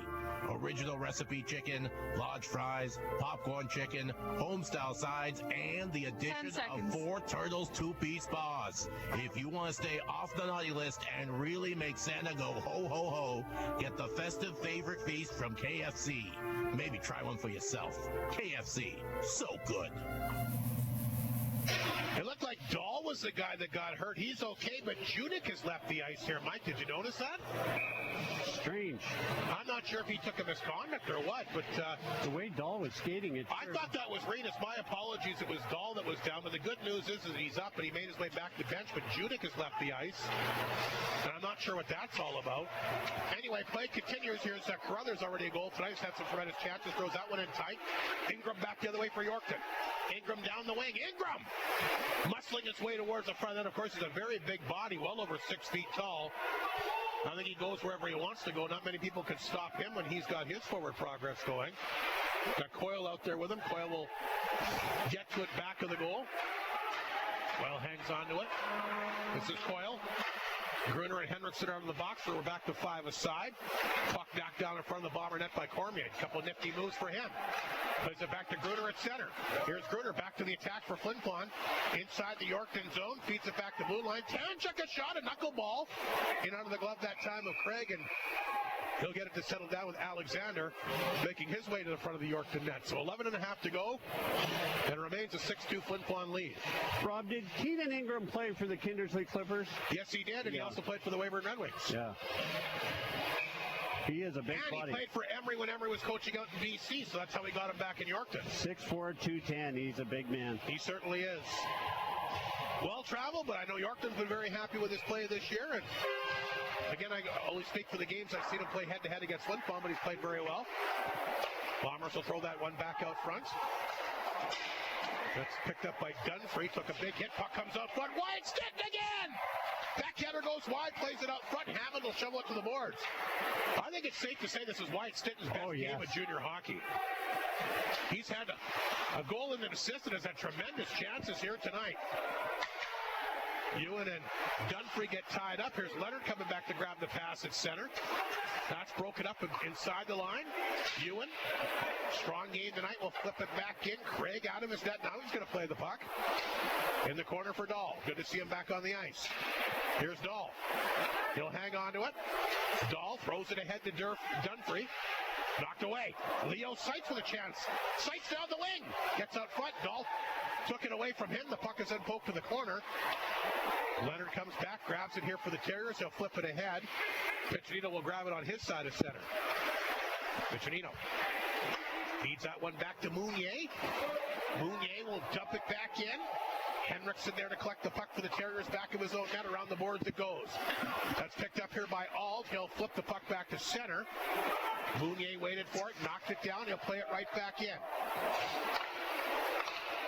Dahl tried to catch up with it. Grabbed instead by Rees, and he'll flip it up the ice this time for a charging Chauffeur. He's after from an off angle. Lost the handle, couldn't get a clean shot away. Seitz plays it ahead to Piccinino. Couple of nifty moves from Piccinino all by himself at center. Gets it across the line. Got to make his way past 4 Yorkton Terriers. Auld comes back the other way. What's happening behind the play? They go after Piccinino. Rees is after him. Look out, we're going to have a scrap here. Rees and Piccinino going to get at her. And Piccinino never really got a chance to get set there. Did you see what happened behind the play there? I didn't, but I think they were mad at Piccinino for that trip to Dahl in the corner. So 2 guys go after him. Anthony Piccinino, not known for his pugilistic expertise, but never really got a chance to defend himself there. Maybe we'll see the replay here on the camera. Replay. Yeah, I don't know. Media timeout. We'll take a break. Going to get interesting here, I think, the late stages of the game. We'll take a break. Flin Flon in front 6-2 here on 102.9 CFAR and FlinFlonOnline.com. The North of 53 Co-op is fully aware you're very busy, got it. that you're looking for quick and easy meals that won't break the bank. You always have the option of a rotisserie chicken, hot and ready, loaded with flavor, and the Co-op has you covered with their made in-store meal kits with chicken or fish taco, pulled pork or Greek pita. Grab one today or try them all. Fast, fresh, and at the North of 53 Co-op, you're at home there. RAG 1987 Limited in the Paw now have ultra-quiet generators in stock for any purpose. The ultra-quiet 1000i is one of the quietest gas-powered generators on the market, delivering 1000 watts of power. The 3000 IES features the Honda Eco throttle system, offering amazing fuel efficiency, lasting 7 to 20 hours on a single tank. 10 seconds. From recreation to industrial, get your hands on a Canadian-built and tested Honda generator at RAG 1987 Limited in the Paw, your local Honda dealer. Already 9:41 to play in the third period. 6-2 Flin Flon leads it. They lead the shot count 36-32. Piccinino's out of the game. That's a tough loss for Flin Flon, but he had no chance to defend himself. There are 2 guys on top of him. And there's a big body check there. Cormier on Cormier again just below us. But I think you're right, Mike Sluff. I think that's from the play when he put the stick down at Auld. And is Semp going to get a penalty here? I think so. Maybe both guys are going to go. Semp and Laliberti go at each other.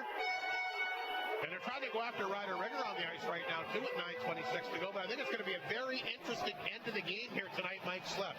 Yeah, you're right. And they're still after Ringer. Whoever that is. I'm not sure, but we got trouble. Cormier! Somebody's grabbed a hold of him in front of the box.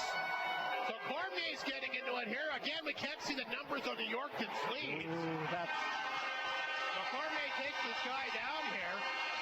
I have no idea who that is. I wonder if it's the other Cormier after this big hit. Well, they both were going at it. He kicked at him. He did. It is the other Cormier. He You're kicked right. at him. Very dangerous.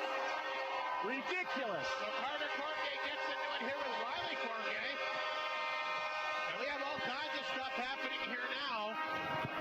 With 9:26 to go, you guessed it right. I knew we didn't see the number, but him and Cormier have been at each other all night long. And we're going to see what happens here for the final 9:26. If you're the official right now, Mike Slip, you got to be thinking in the back of your head, I can't lose control of this game. No. What I just saw wasn't very good. Let's see what's happening out of town here tonight. A 7-5 final. Humboldt's beating Nipwin like a man. Look out! Estevan's come back to beat Weyburn in overtime 4-3. Wow. Yorkton leading that game for almost the entire game. Had a lead late, but the Estevan Bruins have been playing some pretty good hockey of late. That's a big rivalry. You know, it's interesting, too, because we talk about the loss of Carter Anderson leaving Flin Flon, what that would do. Estevan lost their big goaltender. He went back to BC, and they played better since he's been gone. They had the weekend sweep of Battleford there. Yeah. And that's a big win against Weyburn tonight, I'll tell you that right now. Brady Wilson gets the overtime winner. Brady Wilson had the tying goal with 1:33 to go, and he gets the overtime winner as well. So that's a big, we talk about the parity again. Huge win for the Estevan Bruins. It's incredible. Estevan has struggled a bit, but not lately. Not lately, you're right. Again, a lot was made of when they lost their goaltender back to the BCHL, and they've been able to pick it up since then. Denwye and Tanchuk are getting instructions below us here. Penalties all over the place. How many fights have we seen now? 3? Yeah, yes. Anthony Piccinino, not known. Well, he didn't have any choice. No, he didn't. Cormier after the big hit down below us. And I think Ringer's still in the game. They've been kind of zeroing in on him as well. Yeah. So the referee comes over. Emery Olafson wants to talk to him. And the other referee over talking to Mike Reagan as well. And I'm sure that they're probably making a point of that Cormier kicking up with that skate, right? That or Cormier instigated that without question. He went right after Carter Cormier. So I think Mike Reagan's upset that there should have been an instigator there, maybe. But maybe... Again, like I reiterate what I said to you, if you're the referee, you got to be really careful and concerned you don't lose control of this hockey game. And you could easily, after the Stinton incident. Well, it's a 4-goal edge too, right? Yeah, and that. We'll see what happens here. 6-2 the score. Flin Flon 9:26 to play. Coincidental minors are handed out there. So we're back to 4-on-4. Face-off will come just outside the Yorkton blue line. Keith Grutter's had a great game tonight. Looks like he's going to come off, though. And Brothers has also had a strong game. He's out there right now. So they throw a couple big forwards out there, and Ewan and Carruthers. I wonder if that's a coincidence. And Lepper and Mounier on the back end. So 4-on-4 hockey here. Remains a 6-2 Flin Flon lead. Denwye loses the handle, then it comes right back to Dahl. Dahl's got it inside his own zone. He'll swing that pass here to Durfee. Back to Hammond. Lost the handle. Crothers takes it from him. Crothers will drop that one back here to Lepper. A little bit of room for Luke Lepper. He'll take off. Lepper back to Crothers. Shot got blocked. Denwye has it. He'll come back the other way. Dumps it back to Durfee. Durfee across the bottom line. Hangs on. That one got blocked. Puck stays in. Hammond will jump on it. Hammond to the blue line. Back out front. Denwye can't shoot it. He'll let Durfee grab it. Durfee hit along the boards that time by Ewan. But the Terriers get the puck. Durfee throws it out front. Hit a skate. Denwye can't get to it. Picked up by Hammond back then. He comes right back out front. Intercepted by Carruthers. He tried to swing that pass to Ewan too far. He's tired. Alda's got it at the Yorkton blue line.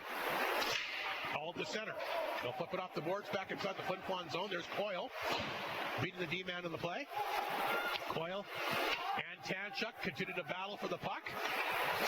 Dahl will pick it up back of the goal. Terriers trying to work it back out front. Penalty coming up to Mounier as he grabbed the hold of Coyle. But then Coyle comes back and gives him a shot in the back of the head, so he may be getting a penalty as well. Yeah, I think we're going to see penalties both ways here, I think. Mounier for sure, and I think Coyle, he came back and gave that right hand in the back of the head. Yeah, Mounier was trying to sneak off the ice. I don't know if he was trying to kid. The Bombers should be staying away from this. Well, actually, he's lucky that Coyle took that penalty because the initial call was coming to him. That's what I mean, yeah. Mike Regan doesn't agree with the call, but Mounier was the original penalty. He did grab him. And like I said, then Coyle got tied up. It seems like to me that York basically has said, we're not going to take it. Any little thing comes their way, they're going to retaliate. Yeah. And again, it goes back to that stick hit from the last game, right? Yeah. Then, of course, the injury to Dahl here. Yeah. But thank goodness Dahl stayed in the game. Ringer's been in it, and Gruner. Chauffeur set for the face-off against Gruner back in the Flin Flon zone, the left of the goaltender. Matthew Keeper hasn't been called upon to make a lot of big saves here in the third. Ryder Ringer takes the pass at center. Throws it in, a long shot. Save made here by Craig. Gruner skates up, but Craig whacks him in the back of the leg with the stick. And they've been feisty, this Yorkton team here in this third period. Yeah, the referee's letting Craig know, don't do that. So here comes the face-off back inside the Yorkton zone. Chauffeur against Gruner. Bombers win another draw. Yakupchuk, a nice pass. Tanchuk walks in. Good save that time, Craig. Stretch the right pad out. Rebound picked up by Chauffeur. He'll skate away quickly. Both these teams have such strong forwards that literally one chance one way, you can get another opportunity back the other way in mere seconds. Both teams' transition game is very strong. Here's Yakupchuk. He'll take the pass. Down the wing, he'll carry it in. Ald took care of him. Back to five aside. Yes, the two penalized players are back out there. Meanwhile, Hammond will grab the puck, looking for some room in the Flin Flon zone. Again, Yorkton is changing. He was all by himself. He got the puck in deep. That's picked up here by Zawatsky to the blue line. Dahl has it, a chance. Fired on target. Rebound out front. Clear the blue line, but not out. Durfee. Back on target. Save made. Look out. Keeper's run over this time. I'd like to think that might be a penalty. I don't think they're going to call it, Rob. That could have led to a goal. Keeper got taken out that time. The Bomber tackled the Yorkton Terrier. I don't have names on that. That's Denwye, the Yorkton guy that was in there. Maybe he was hit into him. I don't know. Keeper shoulder a little shaken up. 6:53 to go, third period. It remains a 6-2 Flin Flon lead. Maybe Denwye was hit by a Bomber player. I didn't see it. Anyway, it remains 5 on side, like you mentioned. Or wait a second, is Cohen Semp taking a penalty here? He is. Cohen Semp is making his way to the penalty box. He's not sure why. I'm wondering if it's for that. There was a tackle in front of the net. Maybe. Okay, so Semp is taking a penalty here. He might have taken a misconduct. Cohen Semp is arguing profusely here about the penalty. He better be careful here. So Semp has made his way to the box. Not sure what the call is for. There's 5 Bombers out there. I only count 4 there. No, now the 5th coming over the boards there, Rob. Okay. No, it's going to come on. I can't decide who's coming on up. It's mayhem. Holy cow, we got guys jumping. How do you even keep track of what's going on? Well, I guess with it being a penalty kill, they would have switched up who's on the ice, right? There's 4, yeah. They fooled us. Fooled me, anyways. Me too. Joey Lees takes the face-off here against Brilt, so it's a Yorkton power play. They're 5th in the game. They're 1 for 4 here tonight. There's still 6.5 minutes to go here in this game. Get a goal here and get right back in it. Like we said, Yorkton's got that explosive offense, as we all know. Ald will knock it down, plays it out front. There's a chance. Brilt fires that one out front, hits the body, comes right back out front. Grabbed here by Redison in the glove. Keeper will reach out and grab that. Minute 34 to go in the penalty, 6:27 remaining in the third period. It remains a 6-2 Flin Flon lead. I didn't hear what Cohen Simp's penalty was. I'm just going to see if I can look it up here, Rob. Ringer will take the draw one more time deep in his own zone as he lines up here against Briltz. Back of the net, Tanchuk tries to get the position. Briltz to Ingram. Back out front. Oh, just fired wide that time by Durfee. That was a nice setup that time by Ingram. Puck laying at the back of the Bomber net. Dahl will knock it down and keep it in. He shovels it in the corner. Back out front to Durfee. Gets his stick on it. Just holds it in. Throws it back in deep. That's picked up on the board by Briltz. He's stood up that time by Tanchuk. Terriers trying to move the puck free. A minute to go in the power play. Just under 6 minutes to go. They'll freeze it up here. Yorkton doesn't like the call, but Cohen Simp got not 2 minutes for unsportsmanlike conduct, so he probably said something to the ref. Pleading his case, did not want to take the penalty. So 5:50 to go in the game. 38-35 the shots. Flin Flon. Hasn't been a very entertaining third period. It's kind of dragged, which is surprising. Well, with all the extra stuff that's happened on the ice. The teams were really flying in the second. I thought Yorkton would come out and play that same way here in the third, and they still have some time. If we can get a goal, maybe we can see something happen. Aldridge throws it in deep. That's Lepper. He decides he wants to try and freeze it up. Denye in there trying to get free as well. Terriers get it free. Back out front. Oh, nice job by keeper to get a stick on it, but out front to Zawatsky. Zawatsky tries to send that one out front. It'll come back to the blue line. Held in by Aldridge. Back of the goal for Denye. Lepper trying to spin from him. Chauffeur in there as well, trying to get the puck free. Puck grabbed here by Holmes. Tries to freeze it up along the boards. Oh, Chauffeur comes in, takes a bit of a run at him, but gets the puck free. Puck comes out front, grabbed here by keeper. He'll grab that and hang on. 12 seconds to go in the power play. And 5:05 remaining here in this third period. Once again, Flin Flon leads it by a score of 6-2.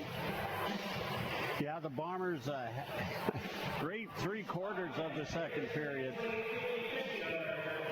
Pretty good 50-50 without our friend Tanya in the crowd tonight. Somebody else has done a great job at 7,800. Here's Coyle set for the face-off against Ringer back in the Flin Flon zone. Yorkton remains in the power play for another 8 seconds. Puck left in the blue line, held in here by Lalaberti. Spins, fires, blocked here by Ringer. He can't get the puck out, though. Terriers keep it in. Lalaberti bouncing puck back of the goal. Semp is back on the ice. He'll take the pass. Cohen Semp up the right side. Already a goal tonight. Trying to throw it out front. Hit a body. Mounier will pinch in. He'll grab it. In the corner this time for Semp. Circling out front. On the boards, there's a one-timer by Yakimchuk and another broken stick here tonight. I haven't seen that many all year, Rob. Not sure who broke that one even, but it's laying there. 4.5 to go. It's a Bomber. Flin Flon kills another penalty. Yorkton went for 5, and Yorkton's taking a penalty. Now we're going to be handed out to Leonard, so Flin Flon will go to the power play for just the second time in this game, if you can believe it. There's been a lot of penalties. So 4.5 minutes to play. Just the second power play of the night for Flin Flon, a 6-2 lead. We talked about that heading into the game and what it would like without Carter Anderson. We haven't really had much of an opportunity because they haven't had a lot of power plays. But we'll see what they do here with a late power play and already a 4-goal lead. A chance to maybe not try and panic and just take your time and let something try not to make something happen. Make it happen naturally. Lees along the boards. So back to Tanchuk. One-timer Schaefer. There's a safe rebound. Oh, good chance there by Wyatt Stetton again. Here we go. They're going to go after Wyatt. Somebody comes after Wyatt Stetton, who's had a tremendous hockey game here tonight. Somebody's got a hold of him. Nice to see. I think it was young Leo Seitz that jumped in there to help him out. That's Lalaberti. You're right. He came over, and you know what? If he grabbed that face shield, he might get I think you can get a 5-minute penalty for that. He's going to take a penalty here. I'm not sure what for. So Stetton and Lalaberti are getting into it. Stetton will make his way to the box. There goes Lalaberti. Boy, Wyatt Stetton, what a great game he's had here tonight. Sure has. Easily for a young guy to be intimidated. You know that they're... I don't think he looks intimidated to me. He certainly doesn't. He's full of confidence, and that's great. I was going to mention that power play that the Bombers just had, they had unlikely candidates out there, and the 6-2 actually starting to set up pretty well. Yeah, the 6-2 lead gives Mike Reagan a chance to test the waters with some other guys. So a minute 49 in the penalty, I'm assuming, is that just penalties being handed out to coincidental for Stinton and Lalaberti. Okay, so that's how it's going to go. 4:22 remaining here. Timeout. And who's called the timeout? Flin Flon or Yorkton? I think it might be Flin Flon, because Mike was trying to get some instructions out there. Alrighty, so a timeout by Flin Flon late here, 4:22 to go. Quickly again. McDonald's out of town scoreboard tonight. Estevan has, like we mentioned, come from behind to beat Weyburn in overtime 4-3. Humboldt a big victory, knock off Nipwood 7-5, and Melville on their way to Blanket Kindersley 3-0 with just over 3 minutes remaining in the third period. Speaking of third periods, this has been a marathon in this game. Yeah. There's been a lot of stoppages, a lot of penalties, a lot of fights. Emery Olison's not happy about something. They've taken an extra penalty maybe, as Ingram's made it his way to the penalty box. So 4:22 to go. It's a double minor against Yorkton. So a 5-on-3 here for Flin Flon. For a minute 49, we'll see what they can do. Semp, Gruner, Ringer, Lepper, and Carruthers is out there. So still some pretty good bodies on the ice there for Flin Flon. Speaking of Gruner, he'll flip the puck to blue line to Lepper. He'll hold it in. Back out front to Carruthers. Ringer out of the corner. Blue line for Lepper. Top of the circle. Stumpy rips that one over top of the net. Carruthers will knock it down. Lepper's got it again. Carruthers tees it up off the goalpost. That was a rocket. Boy, he was waiting for that one. That's kind of where Carter Anderson always used to stand. Yorkton does get the puck down the ice. Lepper will go back to get it. A minute 15 to go in the first penalty. Lepper to center. He'll skate it across the Yorkton line. Dropped it over to Cohen Semp. Back out front. Nice pass. Ringer won't shoot it. Gruner back to Ringer. Tees it up. Good save that time by Craig. And not a lot of work for him in the third period, but that's probably his best save so far. A nice setup. And 5-on-3 looking pretty good. Carruthers off the goalpost. A goal for him tonight, Mike. He probably could have 4 or 5. Absolutely. The Bombers are making it hard. We talk about that a lot. And back out front. Here's Lepper again. That one just goes wide. Semp will get it back to blue line. Ringer does keep it in. Semple on the right boards. Back out front to Ringer.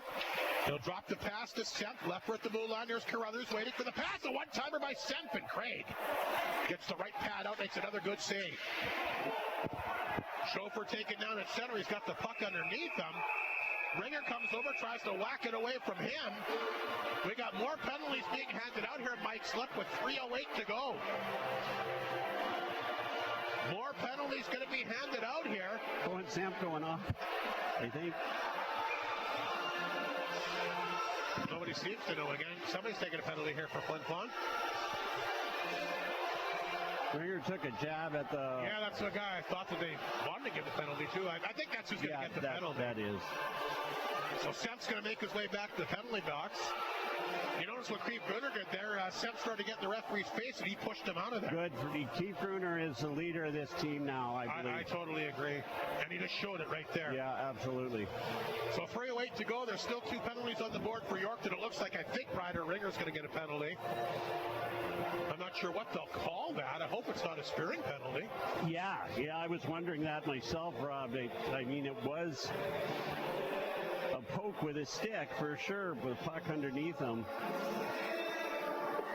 I'm not 3:08 to go. NYA and Gruner get the instructions from the referee. Both teams are over at the benches. I'm impressed with NYA tonight. He's just fast. He's not, good player. He doesn't look very big. I don't know. He's 5'8". Certainly very good offensively. He sure is. He's just a rocket out there. Third in SJHL scoring, 28 points in 21 games here. 4 minutes for Ringer, so I bet it was a spear. I think it was. That'll negate, one of the penalties anyway. It should still they've taken it off the board now. Maybe it's a 5-minute penalty. Keith Gruner continues to talk things over with the referee here. I don't know if he's going to be able to change his mind. I can't see it. 2 minutes now. Okay. NYA is And they're chatting with the official as well. Long third period here tonight, Mike, but it looks like the Flin Flon Bombers going to be able to pick up their 7th straight victory. Yeah. What a difference a month makes. Couldn't buy a win in October. Couldn't buy a goal. And so far, they're going to close out November perfectly here.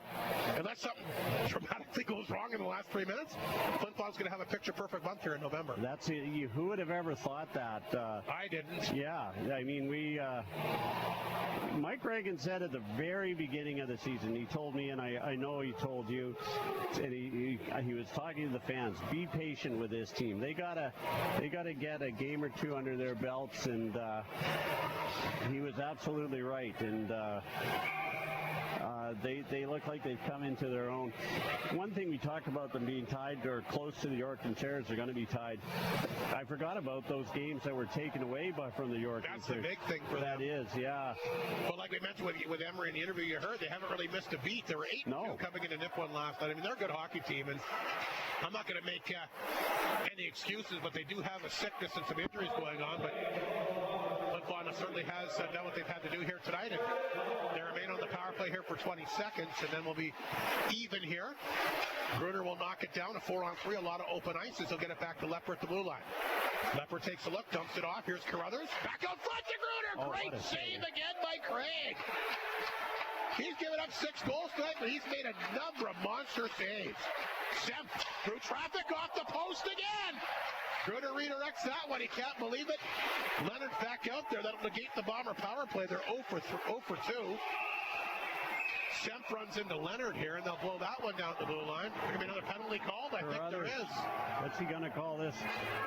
Interference. Another penalty against the Bombers here late with 2:24 to go. Carruthers will take the penalty, like Mike Slip indicated.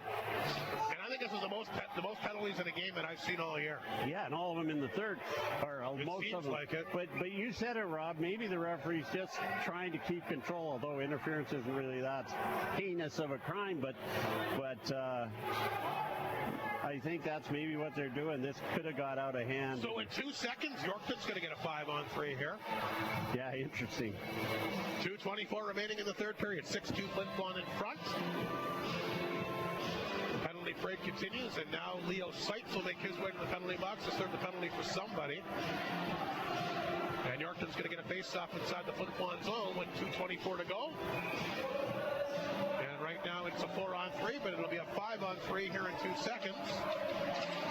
Well, we'll take the draw here against Keith Gruner. Terriers win the face-off. It comes back to Aldridge. Back out front. Zawatsky a chance. He scores! Nice goal.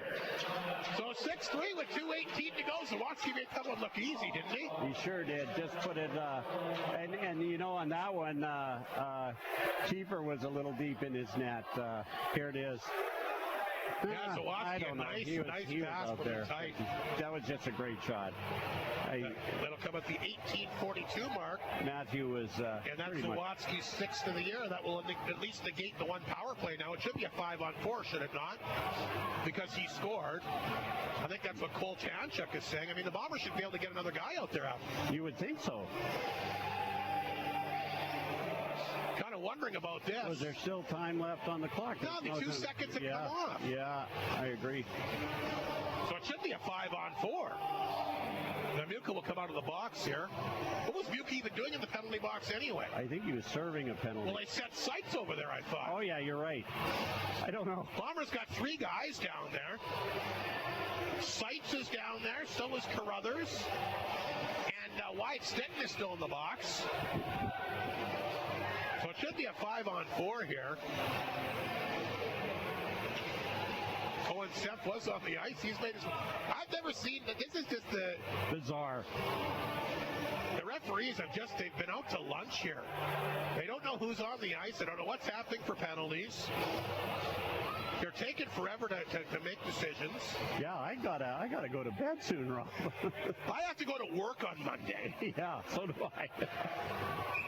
I guess I'm working now, but how How is this still a 5-on-3, Mike? Explain this to me. No, I can't. I don't know why. This is ridiculous. Here's Zawatsky again across the line, poked away from him. Remains a 5-on-3 here for Yorkton. Ingram's got it.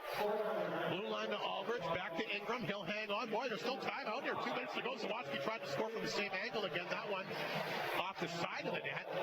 Minute and a half of the first penalty, minute 41 of the second. So basically, Flin Flon's going to be penalized for the remainder of the game. Ingram back out front. They try to jam that. Lees will get it to the boards, but he can't get it out. Aldridge at the blue line, throws it back to Ingram. Ingram has got it. He's looking for a lane to shoot it. Side of the goal, Zawatsky back out front. What did it hit? To it, Yakum Chuck, and Zawatsky took it right back from him. Back to blue line to Aldridge. In the corner for Denwye. Here's Aldridge, top of the circle for Ingram. He hangs on. Good shot, good save. Rebound finally set down the ice here by Lees. Craig will come well out of his own net. He'll play it ahead to Coyle, or will he? It's past him. That'll be an icing call against Yorkton. There's a break for Flin Flon with a minute 15 to go. Not a great play. When we talk about not shooting the puck, he probably comes out to play one. Yeah. So Yorkton 2 for 6. They're on their 7th power play right now. And I just don't understand how this is still a 5-on-3. I don't get it. Now Stinton is out of the box. Sykes is out. But it's still 5. Yeah, I don't know. So Gruner, Mounier, and Tanchuk remain the penalty killers. Now Sykes is going to make his way back. They haven't got a clue what they're doing down there. A total malfunction at the junction here tonight. Bombers win the faceoff. They throw it back to blue line. They'll grab it at their own blue line. It's picked up here by Tanchuk. Ahead to Gruner. He'll tap that one in. Dahl goes back to get it with just over a minute to go in the game. And 38 seconds in the first penalty, 43 seconds in the second. Lots of room here for the Terriers to try to get a little bit closer. Gruner with the steal on the boards. Can he get it out? No, he can't. Nice play by Dahl to keep it in. Dahl from the blue line. Shot on target. Tipped away by keeper. Rebound set to the blue line. Here's Dahl. He'll get it again. Dahl moves in. Shoots it. Good save. Keeper again. Mounier's got his guy tied up. So 41 seconds remaining in the hockey game. 17 seconds in the first penalty, 23 seconds in the second for Yorkton.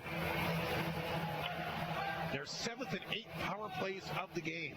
This last minute and a half has lasted forever, just as the whole third period has.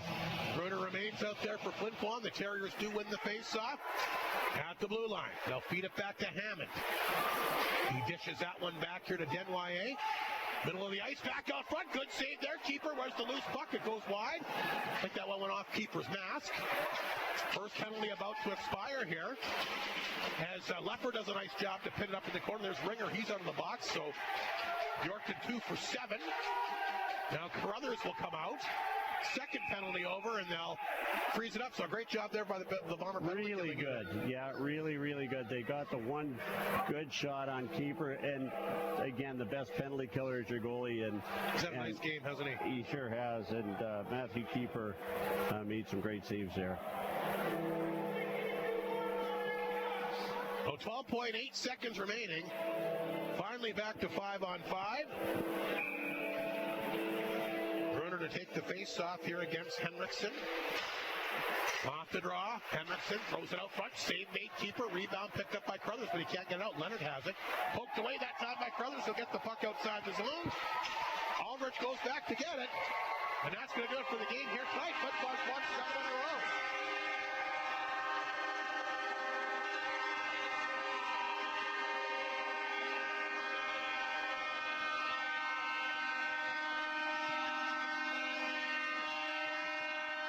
A big victory by the Bombers tonight. A good one here at the Whitney Forum. They look sensational. And a little bit of everything in the game here tonight. But if you're Flin Flon, that's got to be one of those big victories. Without Carter Anderson, a lot of people kind of wonder what was going to happen. But boy, they found a way to make it happen. They had a bit of a tough start to the second period here tonight. But certainly did everything they had to do to win this game.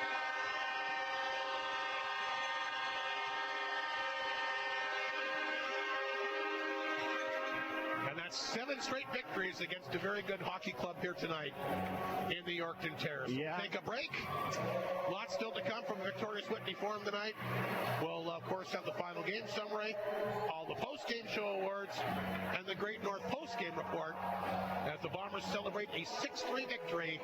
Did you catch the attendance tonight? I missed it. I didn't catch it. It wasn't the biggest crowd, but ended up in the 50-50 was really good. As I say, a lot of Christmas parties going on tonight that I know of, and it's going to be the same next week. I'm not going to be able to make Saturday. So that's the final tonight. Flin Flon wins it. I'll try to go up with the rest of my week as best I can. But Flin Flon wins it 6-3, 7 straight victories. Lots still to come from the Whitney Forum here on 102.9 CFAR and FlinFlonOnline.com. Gourmet Pizza is back at Chicken Chef. Yes, it's the triumphant return of full flavor. Enjoy the house-made meat sauce on the meatballer pizza. Before, but Spice I don't know things about up after. with the Thai chicken. Balance sweet and spicy with the Hawaiian, or keep it classy with Chicken Chef's